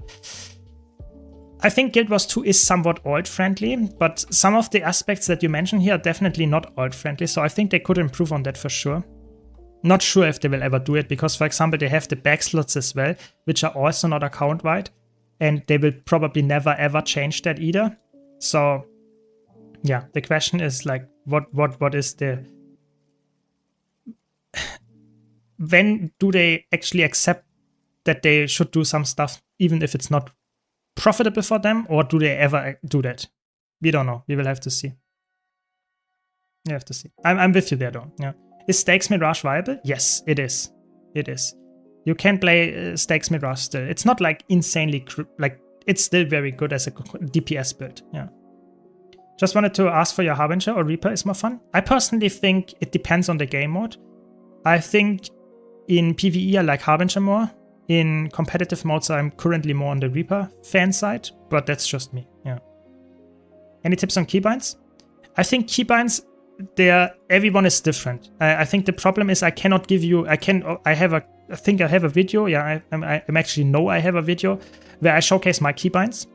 But the thing is, everyone is different, and some people say, yeah, I need to have this key bound on this, and that's what I need to do. So you have to find keybinds that are working for you and get accustomed to them. Yeah. So if you change your keybinds, don't say, oh, they feel horrible, I will not use them. Give them some time, get accustomed to them, and then you can judge. But in the end, you have to find a way to make them work for you. So personally, I would say keybinds, you should find a way to make all the important keys, like every single attack should be bound to a key that is somewhat close to your WASD if you move with that. I personally, for example, use Q and E, like you can see here, this like walking to the left and walking to the right is something I use all the time. So I have Q and E as my main keybinds. And then I have like other keys around that bound to use my utility skills, my F skills and stuff like that, or like looking behind like this one, stuff like that. But everyone has their own important things that they have. Some people never look behind because they don't play competitive modes or whatever. Some people want to have like their F skills bound to another key. I think you have to find a way that works for you. Sorry, I cannot give you a better answer there. But yeah, I mean, I definitely keep that in mind. Thanks for the suggestion, Daddy. I definitely try to find the time and see if I can like enjoy it. But the problem is always like for me time. I would like to play like 10 different games. I just don't find the time with my content creation schedule being rather tight, if you might have noticed. But also like Guild Wars 2 is a great game, so I just don't want to drop it completely, even if I create content for it. So yeah, I think I try to find the time to play more games, but it's pretty challenging, I have to admit. Yeah. Thanks, Patricia. Thanks for posting it. I'm really surprised you actually found it so fast. Thanks. Yeah. But in general, yeah, keybinds is like very personal. Like I know people that have like keybinds where I would think like I would probably die within a millisecond to certain bosses because I would not be able to get anything done. And then I know when some people look at my keybinds, they think like, what is he doing? But yeah, I think everyone has like their own setup and you have to get used to it. That's the sad truth. I cannot say use those keeps and you will be fine. That's just not how it works.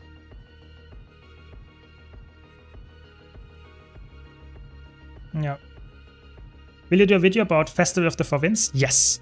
I have a video planned about Festival of the Four Winds, because Festival of the Four Winds is probably one of the coolest festivals, like especially for people that like gold making, gambling, yeah. And for me, I will probably open a couple of those boxes as well, because I have like a lot of chunk lying on my account and I will just use it to trash it and make a fun stream where I open a lot of boxes. Like I did like a couple of I think at this point, like 2 years ago, I opened 2,000 Blackline keys. That was a fun video on fun stream. So I will probably do something similar like that. Thanks a lot, by the way. I really appreciate it. Thank you. Really appreciate the Prime. But yeah, I think personally, Festival of the Winds is a really good like time to enjoy the festival. It has also a lot of activities. You have the boss event in the Crown Pavilion. You have the challenges with Leandri and stuff like that. And you of course also have the Labyrinthine Cliffs, which is like okay, not crazy good. So yeah, I think the festival is pretty good, and there's a lot of fun to be had with like gambling on stream if you really want to see it. And probably not getting anything because I never got any infusion in this game. But yeah, I guess it will be fun either way. Oh, I'm fire. Okay. What's on your wish list for Guild Wars 3? Guild Wars 3 is like a lot of people like have different wishes for the game. For me personally, one of the things that I really would like to have is a clear-cut endgame content that is keeping me hooked from the start. You know, Guild Wars 2, one of the probably the biggest issues Guild Wars 2 has, and still to this day has, is that it is like having lost a lot of players when it came out because they reached level 80 and did not know what to do. There was no end game other than competitive modes. And that is something that is very, very, very like lacking and like lost a lot of players. Yeah, I just want to be very blunt here. I think we lost a lot of player base back then just because they did not know what to do. And I hope Guild Wars 3 doesn't have that issue and has some endgame content that is like insanely longevity-wise covered, but also very fun and hopefully flexible. Yeah, I hope for some kind of like, I don't know. I really don't know. Maybe some kind of dungeon system with infinite scaling like fractals, but maybe something that is a bit more, I don't know, Path of Exile map style, something in this direction, maybe some World of Warcraft delving, something in like this direction. That would be great. Like something like that would be my biggest wish for Guild Wars 3, that you have like crazy longevity with very fun and scaling and very like just flexible build crafting content. That would be my big hope. Yeah. What did you get out of the 3K keys? I mean, you can watch the video. It was 2K keys, not 3K, but you can watch the video. I have like a summary of what I got. It's actually a pretty like interesting video for people that consider to do that themselves or just in general want to know. I was mostly doing it not for gambling. It was obviously fun to do it on stream, but I did it essentially only for the Blackline statuettes. Blackline statuettes are really interesting currency in Guild Wars 2. Really appreciate it, Love Cave. Thanks a lot for the Prime.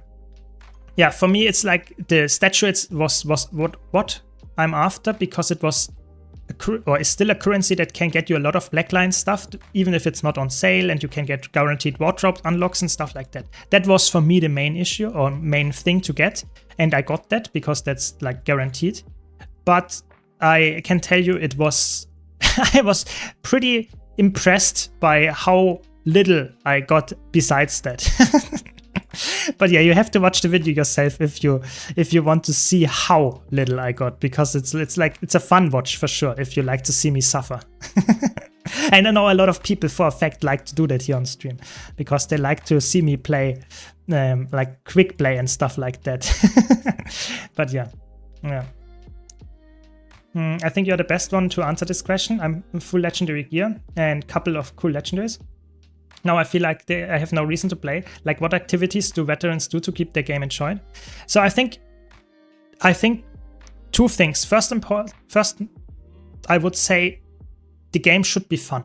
So if you enjoy playing certain pieces of content, you should play them because they are fun. You should not necessarily force yourself to do content just because you want to get certain things. Yeah, you need to have fun as well. If that is already like a checkbox that you can check and you say it's fun to play fractals every day for me, and it's just a neat benefit to have like getting a lot of gold and gold income and stuff like that, then I think having set yourself goals like I did, like full guaranteed wardrobe unlocks, having like full, for example, like full legendary armory, or having, for example, like I have every single legendary, maybe going for full infusion setup for every character with like stat infusions. that can be gold things that you can spend gold on. You can get a lot of mount skins. There are a lot of things in this game to spend gold on, but you have to find it for yourself. For me personally, it was getting all legendaries and getting guaranteed wardrobe unlock. Now I just play the game for fun, and whenever something new comes out, I try to get it as fast as possible. So it's really hard for me for recommending something for you specifically that works very well, but that is what I would do, yeah, and that's what I'm still doing if I have not done it yet. Thanks, Patricia. You again found it. It's actually impressive that you find my stuff so fast, because those videos are pretty well hidden nowadays, sadly. Yeah. But yeah, that is my mindset of how I like to play Guild Wars 2, and yeah. And also, I think personally, I like to get better. I like to try new things, like new builds, get the gear for them, of course, and try to get better at learning the rotation and stuff like that. That helps me as well, because, you know, today I played Renegade. Maybe next stream I want to play, I don't know, Quickness Scrapper. And the stream after that I play something else. And every time I learn something new, I have some fun playing the same stuff over and over. So it's not even for the gold. I like to do my strike missions because they're fun, even though they're not called strike missions anymore. I like to get better at the game, at different builds, at different things. So that is, yeah, what I like. Yeah, hydrating, good point.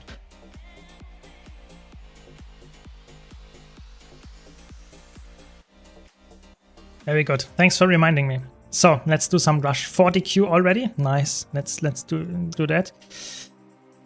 I think yesterday I checked on this server we had, like, during the rush event, and it was reset.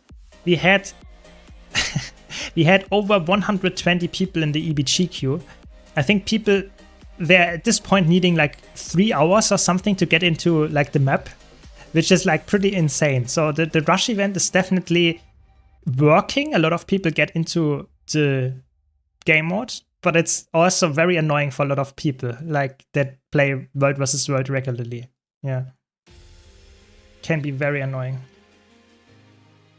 So is that a Renegade with color? Okay. I have full legendary too, and the Facets of Prism's title, and now I go for every single other legendary in the game. You have to set your own goals to stay in the game. Exactly, yeah, exactly. That's what I did. You know, I started with like, I want to get full purple in every hole, so to say, yeah?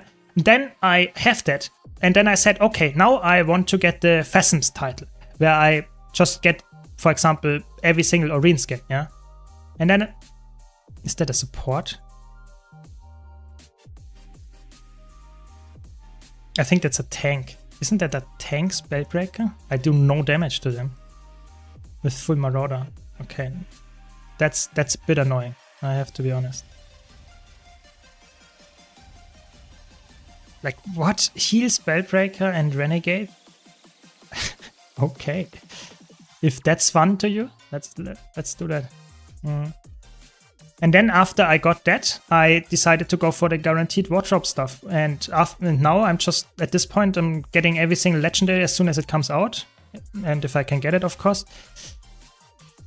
I don't know. It's like you have to set your own goals. I think for me, Guild Wars 2, that's what I always try to preach in my videos as well. I think Guild Wars 2, you have to have the mindset that Guild Wars 2 is more like a sandbox game, actually. You have to set your own goals. You know, it's not telling you to get that and then do that. It's not giving you always the carrot on a stick.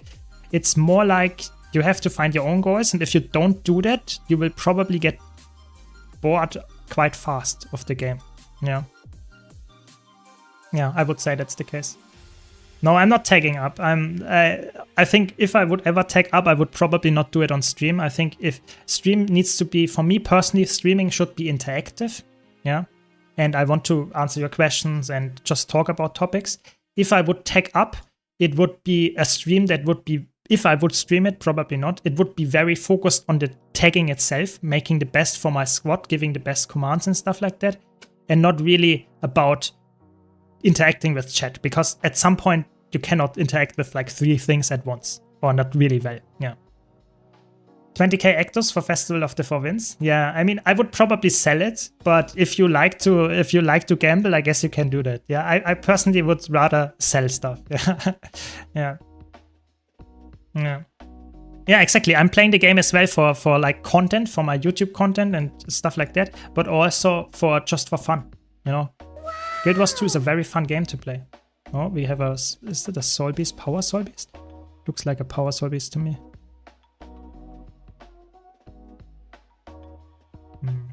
Very Power Soul Beast, I have to be honest.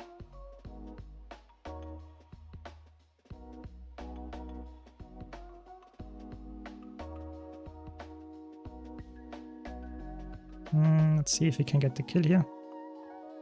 We do. Nice. Very good. Could have been like, it could have swung in either direction. Power Soul Beasts are very volatile, you know. Sometimes you just kill them and sometimes you just get one shot. So I'm glad I survived. Yeah. Trying different builds and trying to be as best as I can has its own reward. Exactly. I think it's very satisfying if you learn a new build and learn the rotation, for example, in PvE, and then go into fractals, and then you are top DPS in a certain something. That feels very satisfying. I'm not there to actually like be better than other people. It just feels like nice. It made click. You actually play the build very well.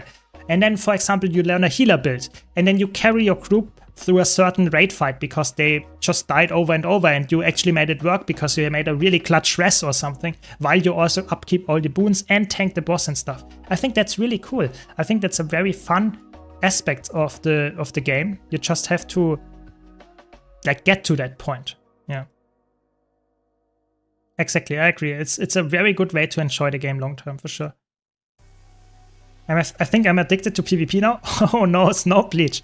I mean, I think that's good. PvP is a really good game mode, but I hope you don't like burn out because of that. I think Guild Wars 2 PvP can be very fun, and then if you get, so to say, addicted to it, it can lead to you being like very like focused on it, and then if you like just get frustrated because you lose like 10 matches in a row because for whatever reason, like whatever's going on, that can really hurt you mentally, and you might actually quit the game because of it. So I hope you really like find a nice balance there if you enjoy PvP, because PvP is really fun. Yeah. You just have to have the right mindset.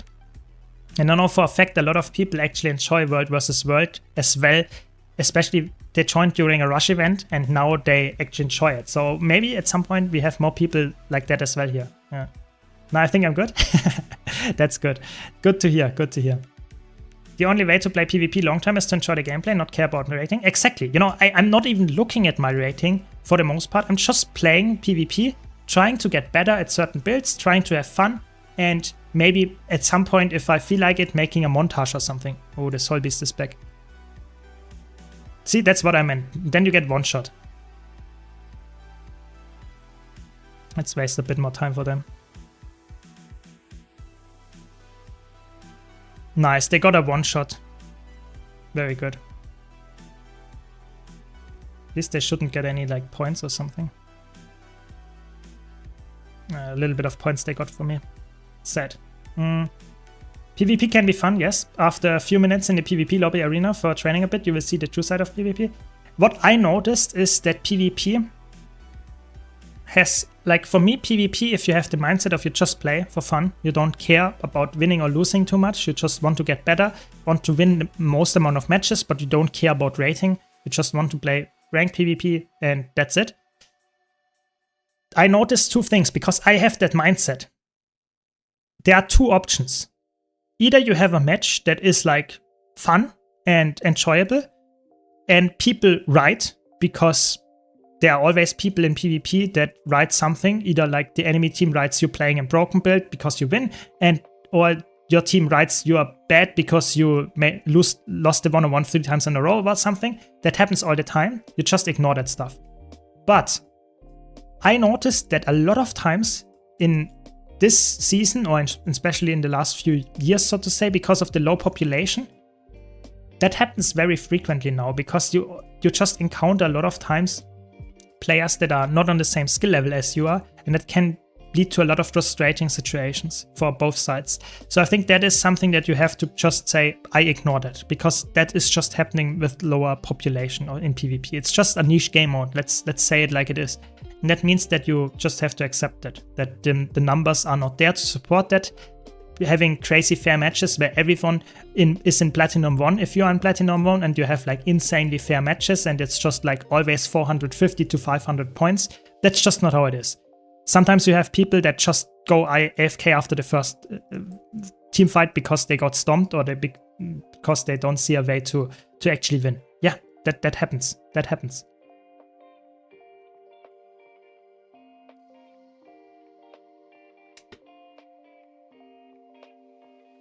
I was Q in the open world for PvP. Yeah, I guess you can combine your map completion with that. Yeah, sure. Or fishing or something, yeah. Welcome back, Snowdrop. I hope it was fun, the Fan Fest. I hope it was fun. Yeah. 95% of Guild Wars 2's problems are due to low population. I think when it comes to PvP, I would like the only problem PvP, in my opinion, has is the low population. Almost every other problem PvP in Guild Wars 2 has is because of the low population. Some kind of like rat's tail, some kind of like, you know, it's something follows because of the low population. When it comes to other game modes, I think it's a bit harder to say. For example, I think World vs. World personally has some issues with the like how it works for new players, that you might join a team passively, you don't know which one to pick, and you join a team, and then nothing is going on. You just join, there is no tag, nothing, and you just are overwhelmed with the game mode, but nothing is actually happening, and so you actually might not enjoy it because you're just standing around, don't do anything. And in PvE, you have somewhat the same issue, that sometimes the tutorials are not there, sometimes it feels not like accessible. For example, slight teaser, I have a video coming about raid. How can I say, not etiquette, but like getting into raids as a new player, how to make that work. Because I know a lot of people struggle with that. And I feel like the game doesn't help you at all in that regard. You have the quick play features, but especially for raids, the quick play is pretty lackluster. So I think I wouldn't say that the population there is the problem. It's more like the accessibility is the problem. And then it follows that the population is not increasing as much as it should. Because if you have crazy good tutorials, a very smooth, so to say, learning curve, then more people would get into raids and would have fun there. Because I strongly believe that a lot of players that don't play raids because of their dogma, because of their principles, but they don't play raids because they think it's toxic, because they think it's too elitist, because it's not good. But I think it is. I think it's just the problem that they perceive it as it is, yeah, and don't get in there. Welcome, Mark. Welcome. That's my idea, yeah. More population would likely mean more groups at different skill levels. Exactly. Exactly. That would I would agree with this statement, that more population would improve that as well, for sure. But I think it's not the only issue. I think in PvE you have more issues than that. I think every game mode has more issues than that, for sure, and you can always improve stuff. But I would agree that like PvP specifically is essentially fixed by having more population, which is hard to fix. Yeah. Keyboard was nice. Showed off the new tank and some other stuff, like crossover collapse. Nice. Sounds good. Sounds good. New tank. I hope we get some new news about stuff in the future as well. What's going on? Not a lot of people that used to bring people into content and teach them, but burned out over time. Yeah, I think that's a little bit sad, for sure. That's a little bit sad for sure that, like, for example, a lot of the raid community that we had when raids came first out, they just didn't really stick for 10 years. And that's a little bit sad. So now we have a new generation of raiders, and I hope they stick, but not sure. We will have to see. Have you tried a Celestial Hybrid Druid build in PvE? So I tried a Ritualist Druid build, and it works well. You can play Celestial as well, and it actually is better for healing, worse in DPS, of course. I personally would say the problem with Druid is not that it's not possible. The problem is more to pull it off. So for example, pulling off a DPS Alacrity Druid means that you need to press a lot of buttons while also playing a lot. Oh, there's the power Power Virtuoso.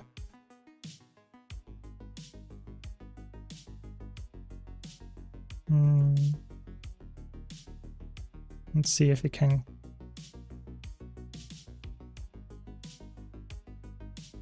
Can get some kills here. Oh, they got the kill. No, they got the kill on the Guardian. No, what's it? How many people are here?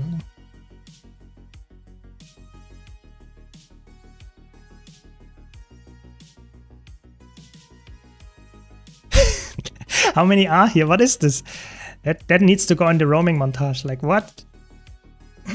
Are there 4 people? Nice, we got them. We got them. I mean, at least my teammates came after I killed them, but that was pretty fun. It was sad that I could not rest or like rally my friend because the Mesmer ported out of my AoE and my warrior was actually in Vengeance and he just died. That was a bit annoying. So they rallied all from that. But it was actually a surprisingly good, like, whatever that was, like a 1v2 or 1v3 or something. Surprisingly good. Yeah.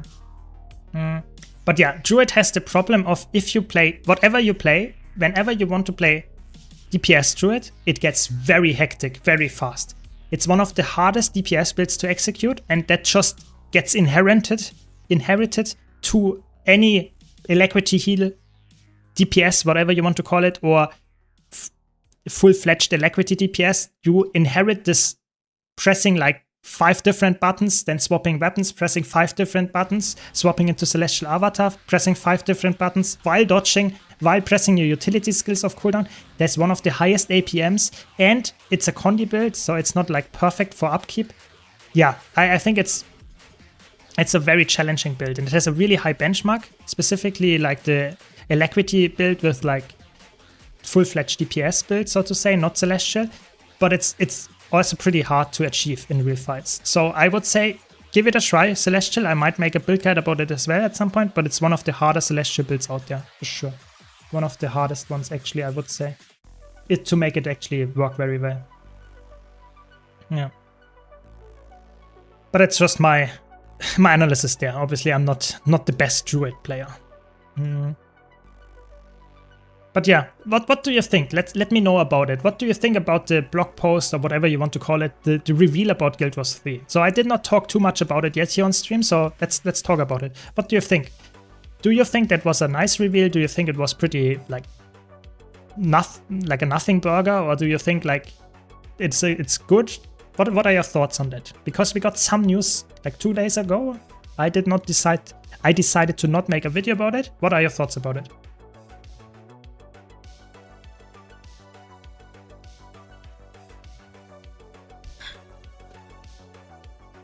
Yes, I read your mind, Patricia. I read your mind. I just did it. Very good. I mean, the lore was nice, but not too much info. Yeah, so for the people that don't know, we got a lot of lore about the magic or how it behaves with the guilds and stuff like that. You can read some stuff in between the lines, I would say. I know other content creators made like a 20 to 30 minute video about that, or 12 or something like that. You can easily do that. About the lore specifically, and you can like interpret a lot of stuff in there. You can also like speculate a lot about what that means for the combat. But for me personally, I think this speculation is essentially like a lot of wish listing at the same point while you are speculating. Yeah. So a lot of people know some stuff about Guild Wars 1. A lot of people have some wishes, and that all is mixed together with the reading between the lines. So that's why I didn't do a video about it, because I think the information is pretty sparse in there other than lore. The lore was pretty cool, and I know some people really enjoy lore in Guild Wars franchise, and I think they definitely like that stuff. But I think when it comes to what you can, I don't know, get out of there when it comes to features, classes, multi-classing, build crafting, getting skills and stuff like that, pretty hard, yeah. Drip feeding nothing burgers is not the way, but it's the way they have to go now due to the far too early announcement. Yeah, I think like a lot of people were really sad that they did not bring up more news in the last month, I guess. And I think for me, I think how they handled it is a bit weird. They could have said like, we announce it now and we give you some news over the, like, let's say we get like a big news drop in like a certain month and people would not expect something. But if you now just give us, like they said, we will give you over the next months, we give you more news. And now they give us news that is a little bit like nothing burger. It's a bit sad. Like I don't think it's bad that they give us something, because I think it's better than nothing. But I think personally it would be better to say, we give you a big drop on like how the classes work in like, I don't know, September or October. And then people say, okay, I don't expect anything big until then. But just saying we give you more news like in the next few months, it feels like we expect to get news every now and then, but then we get like just lore drops, feels a bit bad. I can definitely understand that. But I personally would say I'm happy that we get news. Like, let's leave it at that. I'm happy that we do that. Like, sure, lore is nice and all, but I don't care about lore in a game I don't play yet. Entice me to play first before you feed me lore, make me care about the lore. Yeah, I think it's, for me personally, I think it would be nice if they would tell us, maybe let's say, give us a lore post and give us in the lore post some reason to care about the lore as well. Yeah. So for example, tell us, because of this, we have this feature planned. And don't explain it crazy further, but just name drop a certain feature that is for sure in the game. I can understand that they are a bit scared of telling us things that they have still to develop, yeah, because it's still like a year out at least, yeah, until the beta drops. So it makes sense to be a little bit like secretive when it comes to that stuff.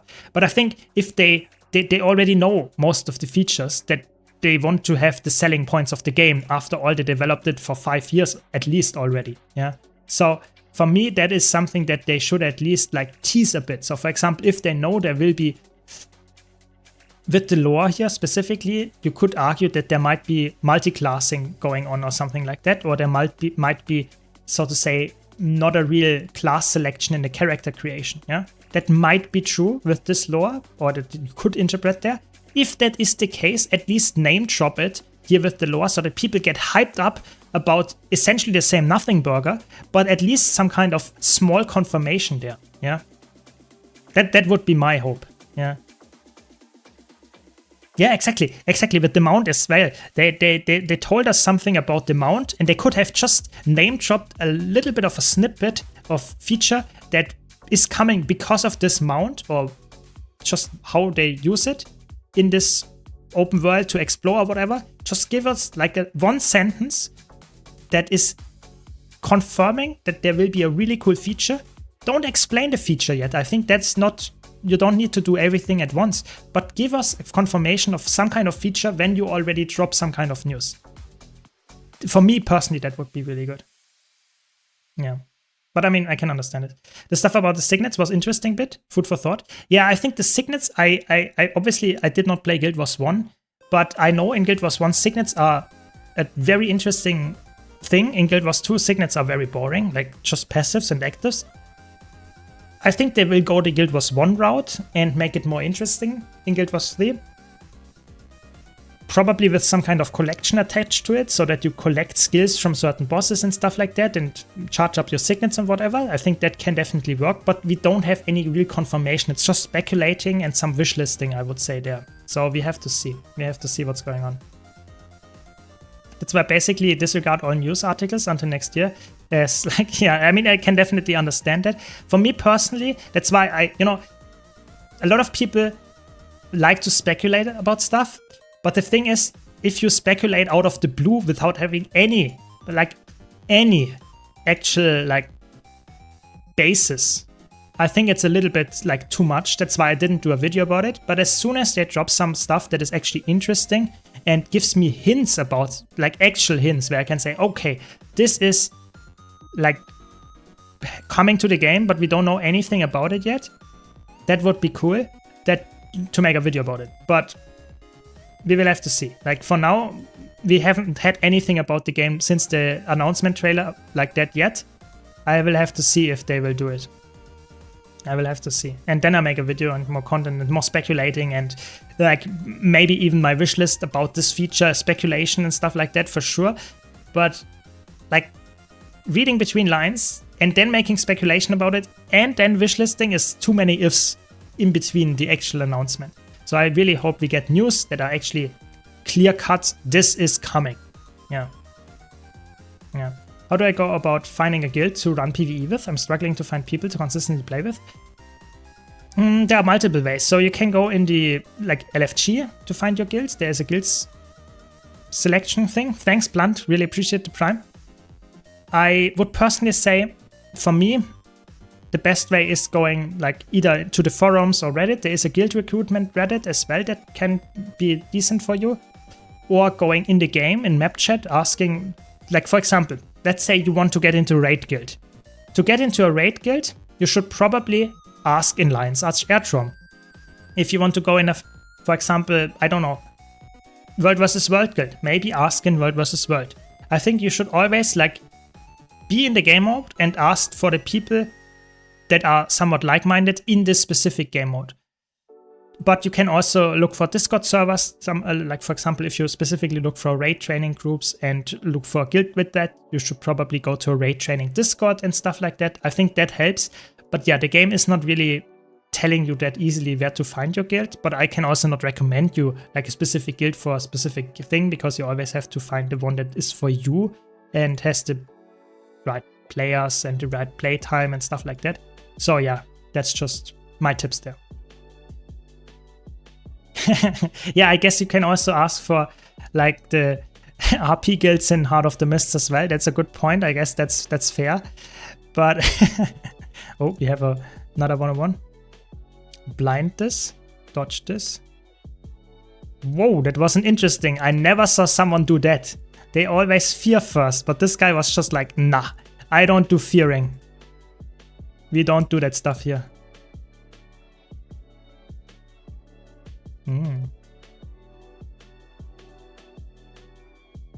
There we go. We got it. Yeah, I think Guild Wars 2 has a lot of different niches. Like, let's imagine you're looking for a GVG guild, or you're looking for a World vs. World roaming guild.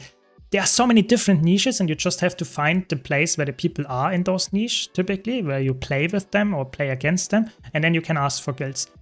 You can always go to Reddit, the subreddit guild recruitment, like I said, or you can, of course, also join, like in the forums, they also have like a guild section. But you have to be careful. In the forums, there are certain types of players. You not always want to be in the forums. I want to be like very careful how I phrase that, but forums can also, they have a certain type of players. Not all of them are the ones that you want to play with. Let's leave it at that. Yeah. Are you not worried about the future of Guild Wars 2? Already it has little presence Twitch-wise and population. Guild Wars 3 will hurt the population and become a much smaller game. Look at Guild Wars 1. Let's not even mention the elephant of the room. It's full of bots farming nonstop. So I'm a bit two-sided on that. So I know for a fact that since the announcement of Guild Wars 3, Guild Wars 2's numbers, I can tell you, I have facts on my own channel numbers. It has actually like skyrocketed in the numbers. So the player numbers and the view numbers and stuff go up like crazy. If that keeps like going like that with the Hall of Monuments and people want to play Guild Wars 2 for Guild Wars 3, I think the future of Guild Wars 2 is like very good in the next year or so. As soon as Guild Wars 3 comes out, I think there might be a time where Guild Wars 2 is a little bit on the, so to say, lower end, because most players that enjoy Guild Wars 2 play Guild Wars 3 as well. But there will be a time where people enjoy Guild Wars 2 again as well, because they said it will be 15 years and they will make expansion for the next 15 years. But I guess you are right. I think Guild Wars 2 will probably never get a crazy big Twitch scene. It's just too late for that. But at the same time, I think Guild Wars 3 is a completely new game. I think Guild Wars 3 will, when it comes out, a lot of players that never play any Guild Wars games will probably play it. So I would be very surprised if the Twitch scene of Guild Wars 3 is not crazy huge when it comes out. If it stays like that, that's another question. And that's not something that we can answer today, because that's something that depends on the features and the fun of the game. And only the developers can make that work. So we have to see if they can pull it off. Yeah, that's my analysis there. Yeah. Welcome, with Alex. Welcome, welcome. Yeah. The future of Guild Wars 2 will be defined by its first expansion after 3 releases. If it's even worse than what we get now, it's over. Yeah, I would say for me personally, I think the realistic take here is that if ArenaNet lives up to their promise that Guild Wars 2 will get, so to say, now the Hall of Monuments for a year, then Guild Wars 3 releases, and then Guild Wars 2 will go back to crazy expansions that are, let's say, on the level of Visions of Eternity, but with more content. Let's imagine you get a 1.5 year cycle of expansions, and you get almost as much as you get with Heart of Thorns or Path of Fire, maybe End of Dragons, this kind of big game studio expansion, just with a little bit less content, but elite specs and just crazy new story and crazy new maps. If that would be the case, I think Guild Wars 2 can thrive for the next 10 years.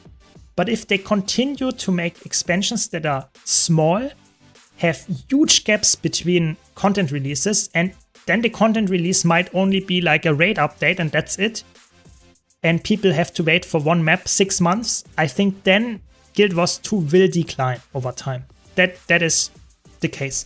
So I hope that they really live up to that promise that they will make expansions, crazy big expansions, and at least crazy good expansions when Guild Wars 3 is out again. Yeah, I hope so. Yeah, glad you enjoyed, Gizmo. Glad you enjoyed. Exactly, it all depends on Guild Wars 3's success. If Guild Wars 3 is a complete flop, I think Guild Wars 2 will be hurt as well. If Guild Wars 3 is a huge success, I think you can also expect more resources in Guild Wars 2. Yeah. You think Guild Wars 3 will have some form of world versus world or large-scale PvP? I don't think so. I think that's the Guild Wars 2 is the game for that.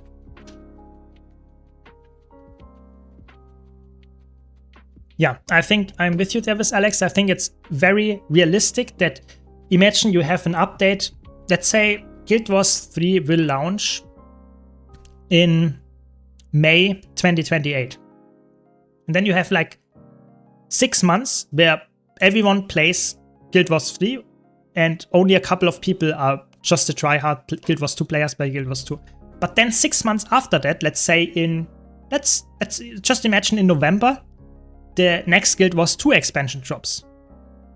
And then you have like half a year after that, you have the first Guild Wars 3 expansion. And then they cycle updates and expansions in a way that you always have one of the games being like really fresh and having some new update.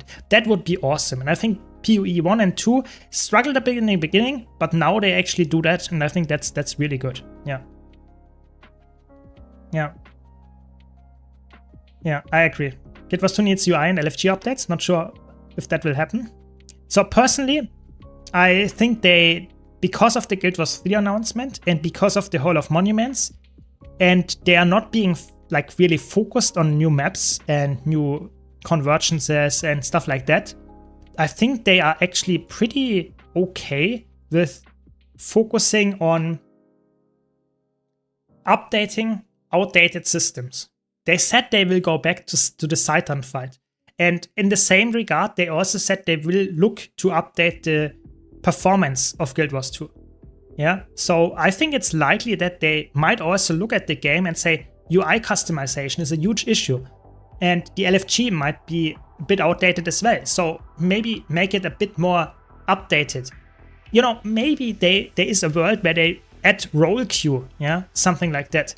And quick play iterations, yeah. I can imagine that they will do something like that because they have now essentially, starting in September, where the last Visions of Eternity update comes out, they have at least a year where they don't put out any new maps except the ore map for Hall of Monuments 2.0 and can really focus on updating outdated systems. And I think that is potential for exactly that, yeah. Maybe I'm hoping too much there, but I think it's possible. I think if you compare to PoE, PO1 in World of Warcraft and Classic, the greater numbers will usually be with the retail latest variant, like Guild Wars 3. Yeah, I think the numbers, I would be very, very surprised if the numbers of Guild Wars 3 will not be like tenfold of Guild Wars 2. Like, I'm not joking. I think it's realistic that the player numbers, at least on release, are at least 10 times from Guild Wars 2, probably even more. Yeah, but the question here is now, will that stay like that? Or will they fail a bit to keep the players? Like, you see that with all the MMOs that came out in the last 5 years, every single one of them. Every single one of them. Look at, like, Throne of Liberty. Look at Ion 2. Look at, it's not even that out, but yeah, you know what I mean. Like, look at those games, like Lost Ark. They had huge spikes of player bases when they came out in the West, and then dropped off like crazy. If Guild Wars 3 can keep some or most of their player base, then I think then it's a huge game. But the problem is, I'm not sure if they can. Oh, we have huge numbers here.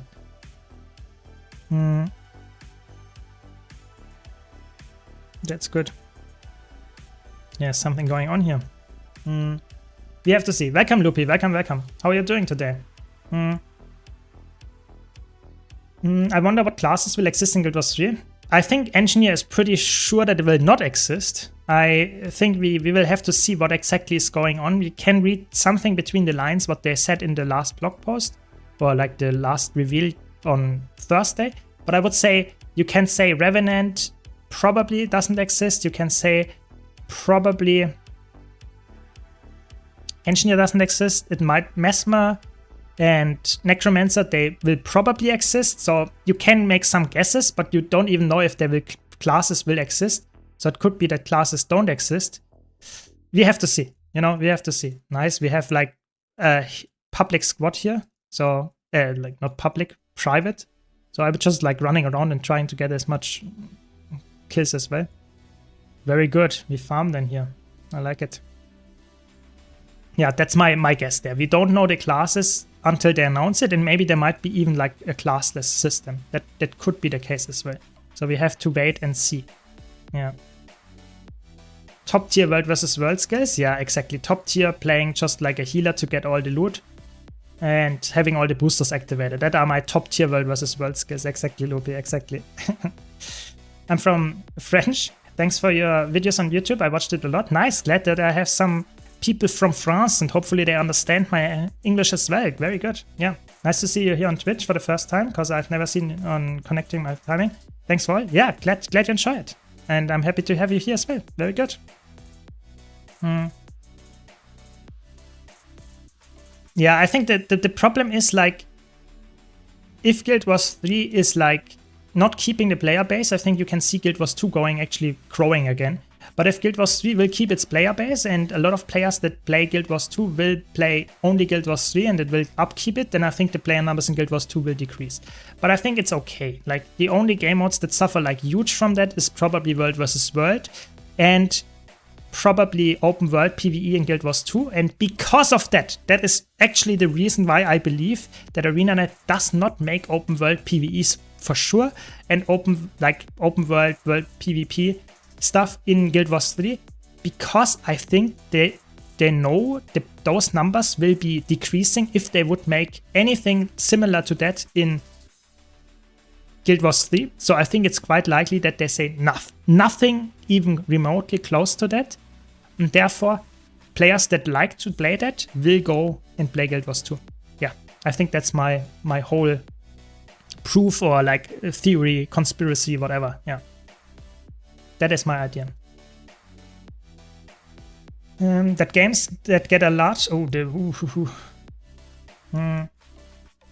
games get a large spike and then fall off and get declared failure only because developers refuse to iterate on their project. Yeah, I hope that ArenaNet learns from this statement and in general does the same thing. That would be huge. Yeah, I hope they iterate on their things and maybe even like make the betas in a way that it's a public beta and almost everybody can join, so that they get a lot of like feedback and can like iterate on it very well. I know not everybody likes betas and stuff like that, but I think if they use this very well to iterate stuff, I think that would be huge, absolutely huge. Yeah. What's the build running for Elementals? I'm just running a Heal Tempest, full Minstrel setup, Water and Earth trade line, just full Condi Cleanse and healing, just supporting allies. Yeah, that's essentially it.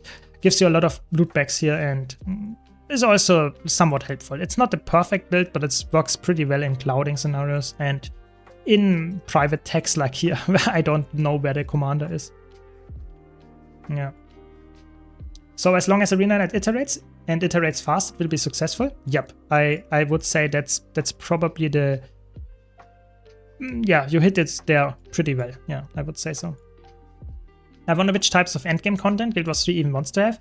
If it can't have what Guild Wars 1 2 has, what's even left? I think I would not exclude Guild Wars 1's endgame. I think I would exclude like World versus World and open world PvE.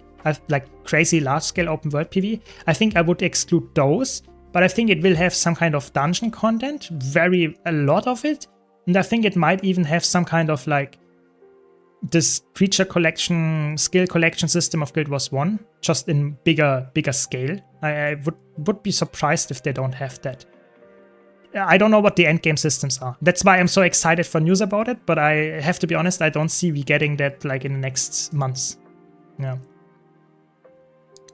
Betas are unnecessary, just iterate in the live game. I think I would be up for that. I think it's always better to have like actual progress in the live game, like PoE 2 does it, for example. I think that's a really good example.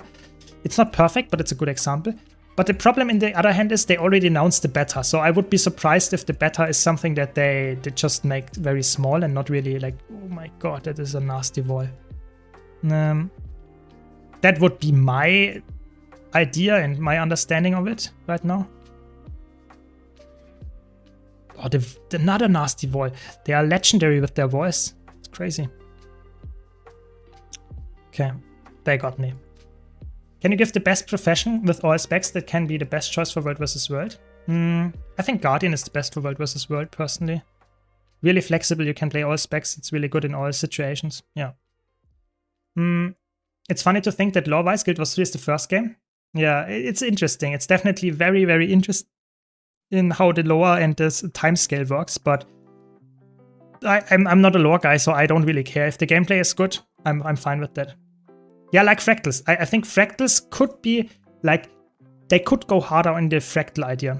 And I think they never said that they will not copy stuff from the other games. I think the only thing they said in that regard is that they try to get things that are done well in 1 and 2 and make them better and integrate them into something new.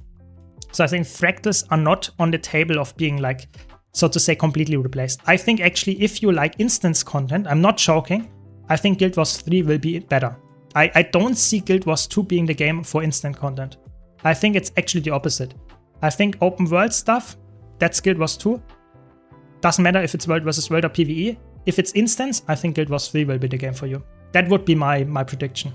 Yeah, exactly. Like Snowdrop puts it. I think it might be like where winds meet, where you focus more on instances to be with party members and actual players, and in open world, it's more like you explore on your own. Yeah, I think that's what I would say. Yeah.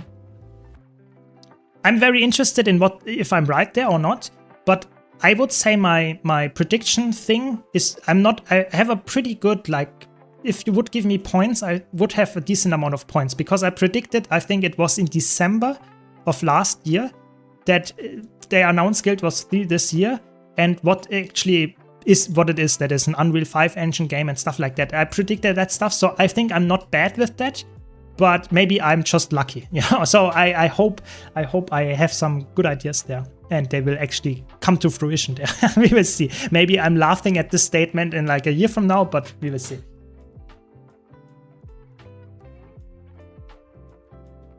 Yeah. I'm an instant content lover. That's my thing. I give you some points. Nice. Very good. Yeah, Kek W. Exactly. I hope they will allow party play in open world. If they do it like Vince Meat, because have shit in open world groups and you have ungroup for story. Yeah, I think if they, like, the instancing in Guild Wars 2 is one of the biggest issues they have. Like, the only good instancing system the ArenaNet has in Guild Wars 2 is the raid UI. I think this rework, I think it was made by Darkbringer, one of the developers. It's insanely good. I think the raid UI with like going from one raid, like say you are in Matthias and you want to go into Whisper of Chormek, and then you do Whisper of Chormek and you want to do Kadim 2, you can do that within an instant. That is insanely good. And I think this is a beta for Guild Wars 3. I think the instancing there is probably building up on this feature. I would be so surprised if that is not something they tried in Guild Wars 2, because it's something they want to use in Guild Wars 3. And I think if they make, like, let's imagine you have like on launch 20 dungeons and you have 5 raids, and then they add half a year later another 2 dungeons and another raid, and keep up this pace, and the instancing is really good and you get good rewards. Oh my, that is a great game for instance content. Like, I'm not joking. Yeah.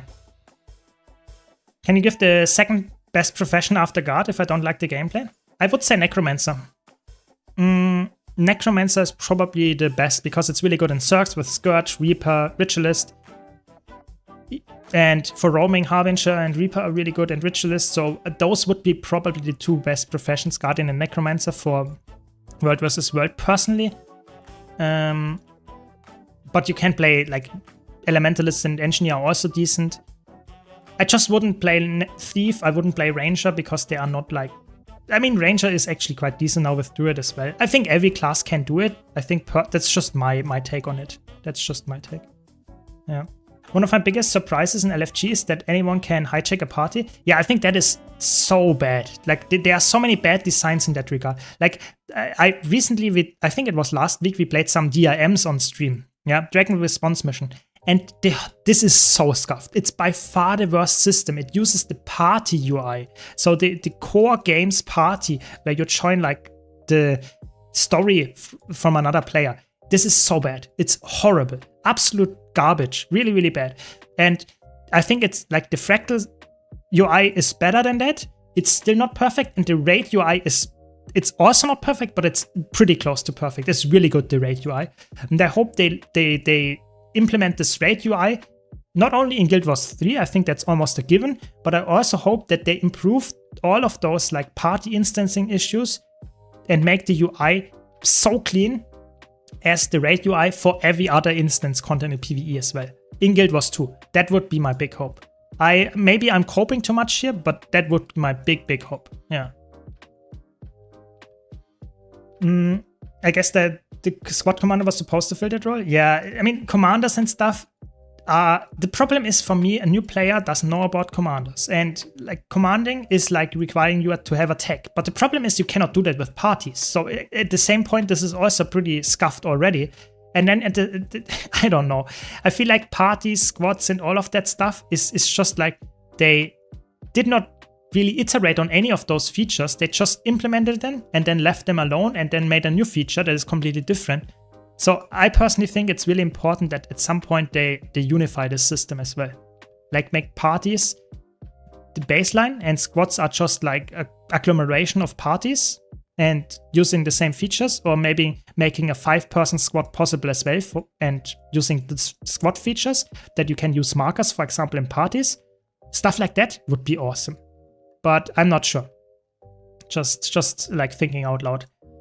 Yeah. Yeah, I mean, you have to find you can watch my video about which class to pick, but in general, you have to know what your heart wants. You cannot decide really. I cannot tell you which class you should pick personally. Yeah, maybe if you give me more information about what you want, what you're looking for, I can give you more input there. But in general, it's like always, you have to find it for yourself. Yeah. Games should be deleted from the game. I mean, I think actually the content itself is not that bad. It's more the instancing and yeah, I think it's a little bit. If it would be updated and iterated on, I think it could be okay. But I agree, it's not the best system. I think fractals are superior in that regard. Do we win this? They look like way bigger group. But I guess our private squad is actually putting in the work here.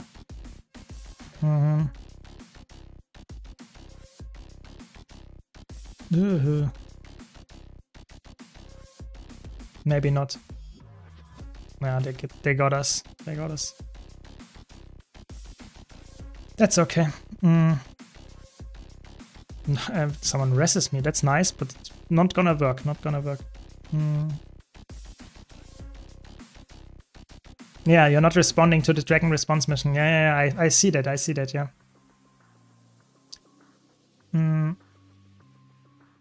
I think Elementalist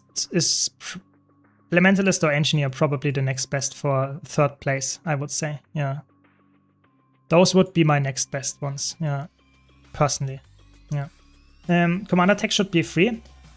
I don't know. I think there are arguments for both sides. And I think there is a reason for them to not have free commander tags because they want to have a gold sink and they want to have some kind of experience like level, even though it's not really that. You know, you can buy gold and can be completely really, really bad commander and get the commander tag, sure, but I don't know. I feel like personally it's outdated to be rather expensive. I mean, you can get it for 150 gold in World vs. World, but still. I'm with you there. I think it's a bit like, it's definitely too much. If it's like 3, maybe 25 gold, whatever, I think it could be lower for sure. Yeah. The content is not that bad. I'll have you know what you need to repair 15. Yeah, I'm not saying it's good. I think some of the Dragon response missions are, I think especially the beginning is horrible. I agree with you, like this, like where you need to like do this, like, how is it called, like this preparation or whatever, that is bad. But I think the content after, you have really like boss fights that actually have mechanics. You have like escort events that are like, you can speed them up quite drastically. I think it's actually pretty good. The problem is more that the beginning is very slow and the instancing is horrible. That is the main issue for me. Yeah. But I agree with you. Like, I should be more clear. I think DRMs are not content that I do ever again if I don't have to. Yes, 100%. Not saying it's good content. I'm just saying I think the community says it's worse than it actually is. Yeah. About commander tech to move around people and squads while hosting IBS 5. Yeah, I mean, that is like true. I don't even remember when I bought my commander tech, but it is definitely a good feature. But I think it's probably too pricey for what it can do. And like I said, I think even if I have the commander tech, I cannot use squad markers in parties because it's not a squad, which is horrible. I would like to make a fractal training, but I cannot put markers down because it's just not made for that. Stuff like that is really bad. And I think like in general, you should like update the UI from the squad as well. Maybe make an in-game UI that can let you assign certain roles and say, this is my quickness heal and this is my quickness DPS. That would also help because we have like add-ons like Blishart that does that. Why not steal, so to say, the idea or their code even and make that work? I don't know. That would be good. That would help.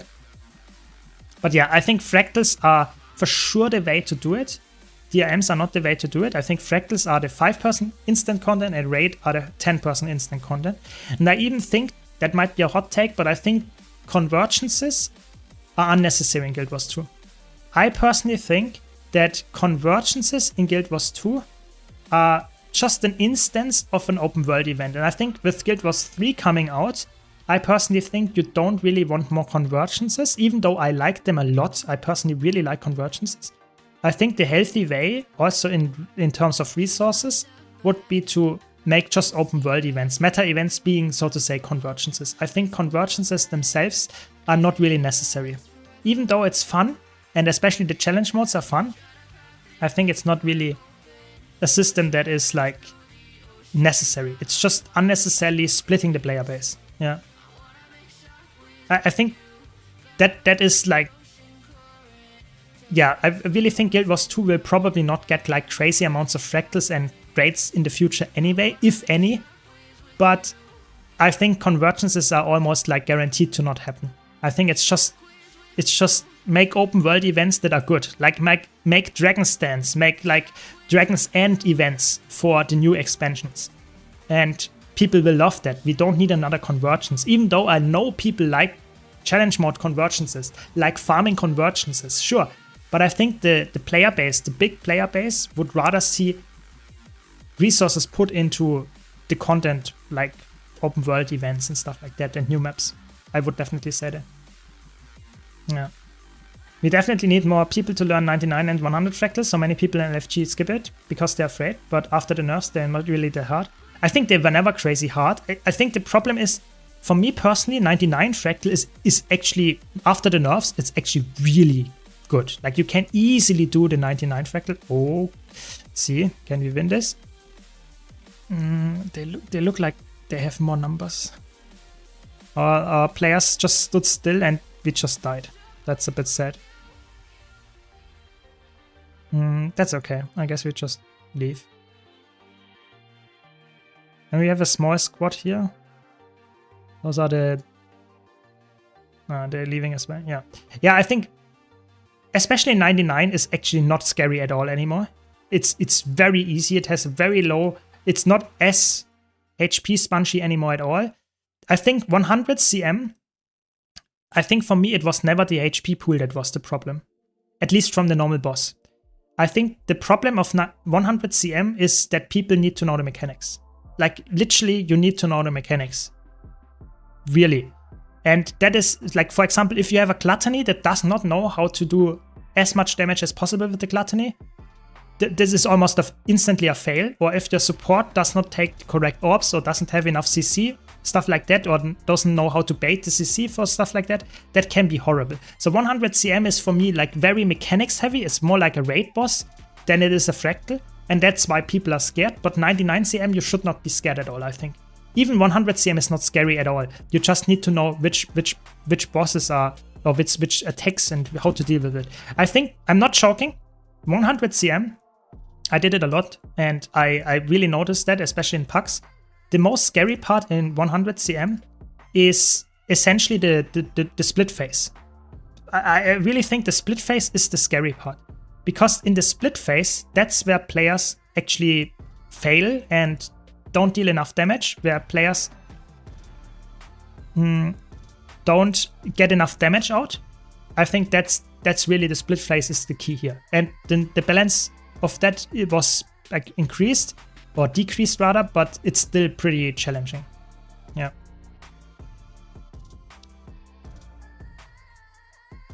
I mean, you can do Gluttony on almost every build. The problem is the less good your build is with Gluttony specifically, the less, so to say, the more difficult the fight becomes in general. So if you have a crazy good Gluttony Willbender, the fight is very short and you can do more mistakes before you actually vibe. If you have a long fight and you have, for example, Gluttony like a Reaper, which can do it, but it's not like crazy good, the fight goes longer, meaning you have more time to make more arrows, or more time to make the same amount of arrows, meaning that essentially you have to perform better. That's why I would always say, if you have the option, play, so to say, really good builds in especially the challenge modes, if you can. So today we did like Fractal CMs and we had like a heal Alacrity Tempest. It worked. We did not wipe a single time, sure. But I would rather have seen a Troubadour or a Firebrand or something like that, because they just provide more utility and more healing and more barrier and stability, or like H's most importantly, stuff like that. That is definitely, yeah, definitely something to keep in mind. For especially 100, I would say. It's usually the result of Gluttony and having stays. Yeah, exactly. I agree. I think the problem is like a combination of a lot of those things, and it's just something that I observed over the course of time by playing a lot of PUCs groups and trying to just see how I can carry them. And a lot of times the split phases are the problem, especially if I'm not Gluttony. Yeah, for sure, for sure. Do you have a good strategy or spell to counter Thief in roaming? I have a full video how to counter Thief on roaming. You can check that one out. It's like 1 year old or something. In general, Thieves are always like counter pressure. That's the name of the game. If Thieves can go in, deal damage, and go out again without actually taking any damage, you will lose 100%. Thieves is one of the hardest things to learn to play against, because if you are scared of taking damage, you will lose. You should be very aggressive, and if you are forcing a Thief to be defensive, you already won. That is essentially the name of the game. Being aggressive to win against another aggressive spec. If you play defensive, they can just recast. But I have a full guide what to dodge or how to deal with it. Oh, that's a big 3-way fight. Let's go, let's go, let's go. I mean, we wiped the greens already, so I guess it's not that 3-way anymore, but yeah. This is only you. This is only you. Sadly, we don't have a real commander tech, otherwise I would obviously go into commander squad, but we just have a private squad, so I have to, like, I don't know, cloud a bit. Yeah. There is a Gluttony mechanic in 100 CM where you need to collect a certain type of orb, and that makes you lifesteal like crazy. Your attacks will lifesteal a lot, and certain builds are really good with that, and other builds are rather mediocre with it.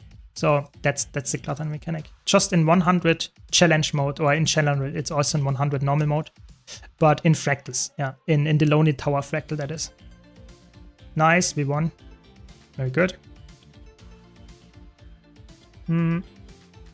Thanks, Patricia, again. Thanks for posting it. Always helping out. Thanks, really appreciate it. Are you playing in Frost Citadel team? I'm currently on Palavadan. Yes, that's where I'm. Not played in a couple of years as a World vs. World player. Is the guild World vs. World scene good or mainly plugging?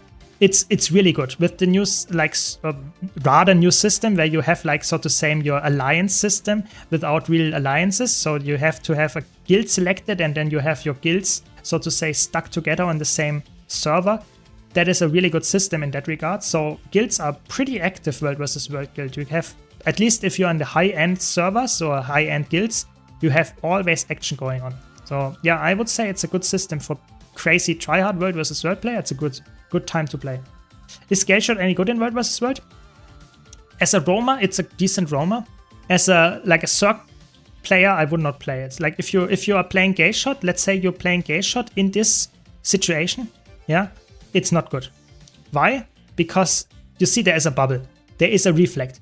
Whatever you play, there will always be some kind of like destruction of your attacks that are not unblockable, meaning that in the end you will probably not deal any damage from range because you have so much projectiles. I would rather play in Zergs Druid as a healer, which is pretty good healer, or you play some kind of meta DPS in Zergs, like, I don't know, anything that is like somewhat meta and does a lot of damage with like an actual squad, not a Gale Shot. Gale Shot is good in roaming and all, but that's pretty much it. Yeah. Welcome, Hitoma. Glad you enjoy my stuff. I think all your tunes are running your builds. That's good. Good to hear that. Very nice. Glad to hear that I'm your favorite content creator. I really appreciate that kind words. Hope for more good stuff that you can enjoy very soon. Very nice. Thanks for the kind words. Yeah. GVG is... I don't really know. GVG is like a very niche game mode, and I think it has not gotten like bigger in the last couple of years, but it's still there. I'm not in the GVG scene at all, so I cannot tell you. I'm just playing like World vs. World, like you can see here. So yeah, we have to. I have to say, probably ask like in maybe someone here is actually up to date with that, but I don't know. I think GVG is not crazy active. Like there are still some GVG guilds, don't get me wrong, but I think it's not like a really popular. It's not as popular as it was back in Heart of Thorns or something, for sure. Yeah. Can you advise how to find a good guild on a EU server?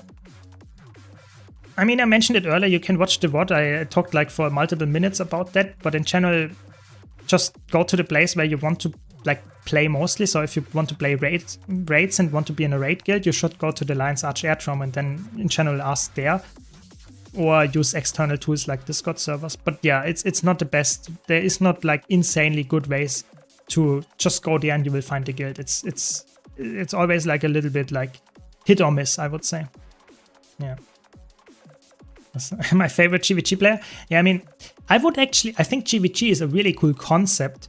But the problem is it's just like, it's not that easy to get into. And it's also, I don't know, it feels a little bit outdated, you know, in the sense that like, it never got any big updates. And you have to be really like, really social. You have to find the guild for it. You have to like organize the whole setup for with the other guild and making the real GVG work. Otherwise, it just doesn't work that well.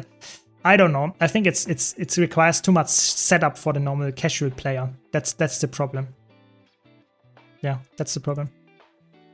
Are there any alternatives for Guild Wars 2 Guild Wars 2 Efficiency's crafting calculator? Right now, I think it's by far the best one. If there is any alternative, I don't really think there is a good one.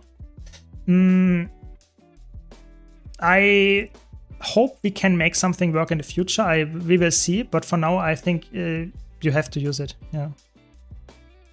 Are they pushing? No, I don't think so. Okay. I handle it like this: 2 slots for World vs. World guilds, 2 for raid related stuff, and 2 for friends and family. I mean, it sounds like a good play. Yeah, but you should always, if you play World vs. World at all, you should definitely have 1 World vs. World guild slot, at least 1, because you need that to actually be in the team with them. That's how the system works. So if you go into guild, you can see here this system means pending World vs. World battle guild. That means that you actually get, so to say, assigned with the members of the guild that actually have that as well, this guild selected. That's what you should definitely do. Otherwise, you're just on a different server. That's the new, so to say, the small alliance system. Nice, we got them.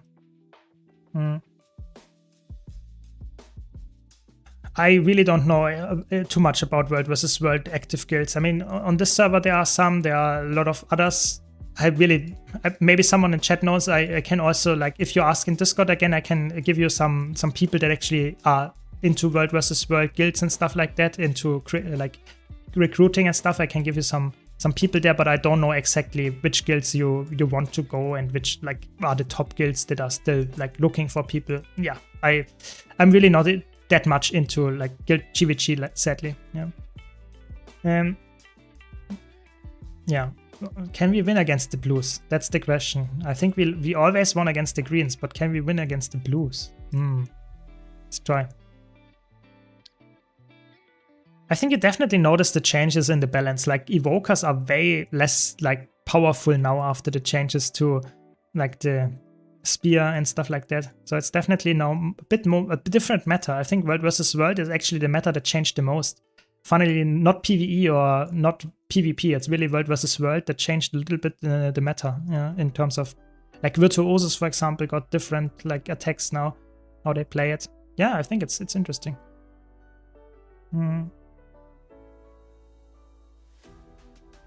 Exactly. I mean, the casual player in Guild Wars 2 that doesn't have any, like, real friends. They just join random meta events, they join random groups, they don't interact with anybody other than, say, high DPS. Maybe, if you're lucky.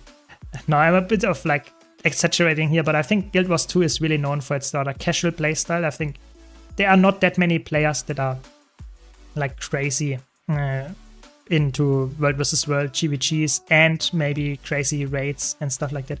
It's a smaller group of players that actually interacts with the game in this somewhat more social aspect. Don't get me wrong, it's really fun to do so. You can see how good this is here, like this small guild group that actually bursts the enemy team down and hopefully gets, like, a lot of kills here. That is really cool, but it's not like 99% of the players are not doing, like, anything like that. So you have to find a group that you actually, or the people that you like to play with. They're similar-minded players, yeah, like-minded players.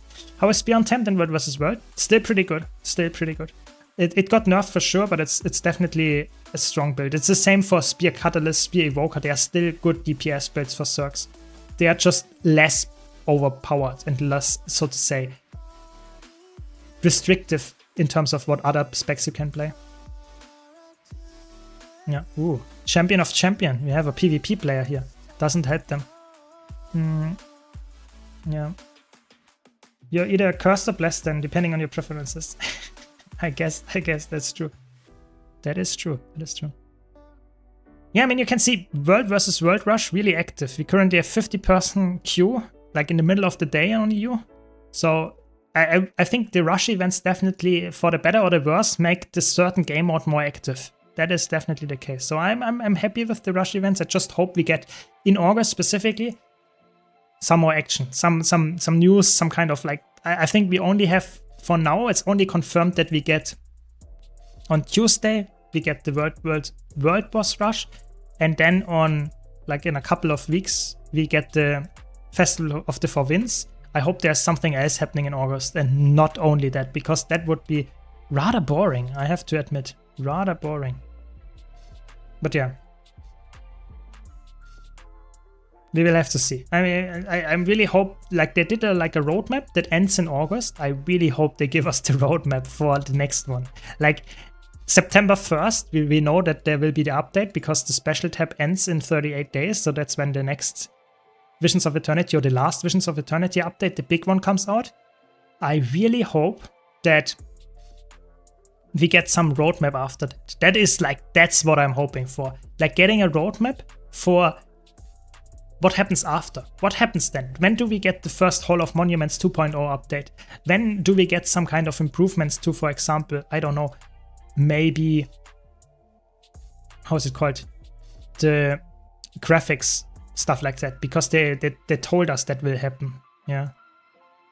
So I don't know. I would be really interested to hear that personally, but I can understand. They got the stomp. How many people are there? Like only 3 people, and we're dying here? What are they doing?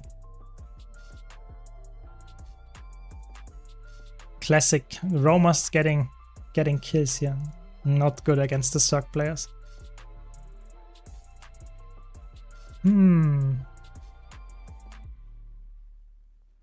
That's boring. Nothing happening here. Yeah, either way, I think that's also the end of today's stream. I hope you enjoyed it. Thanks for watching. Thanks for sticking around. We had some nice discussions, some nice talks. Wish you a very nice weekend, and be sure to check out my YouTube channel. I have some very spicy tier lists and content coming up as well, and of course also a good guide for new players. Thanks for watching, and it was really fun. Yeah, I hope you enjoyed it as well. Wish you a very nice rest of the week, and take care. See you.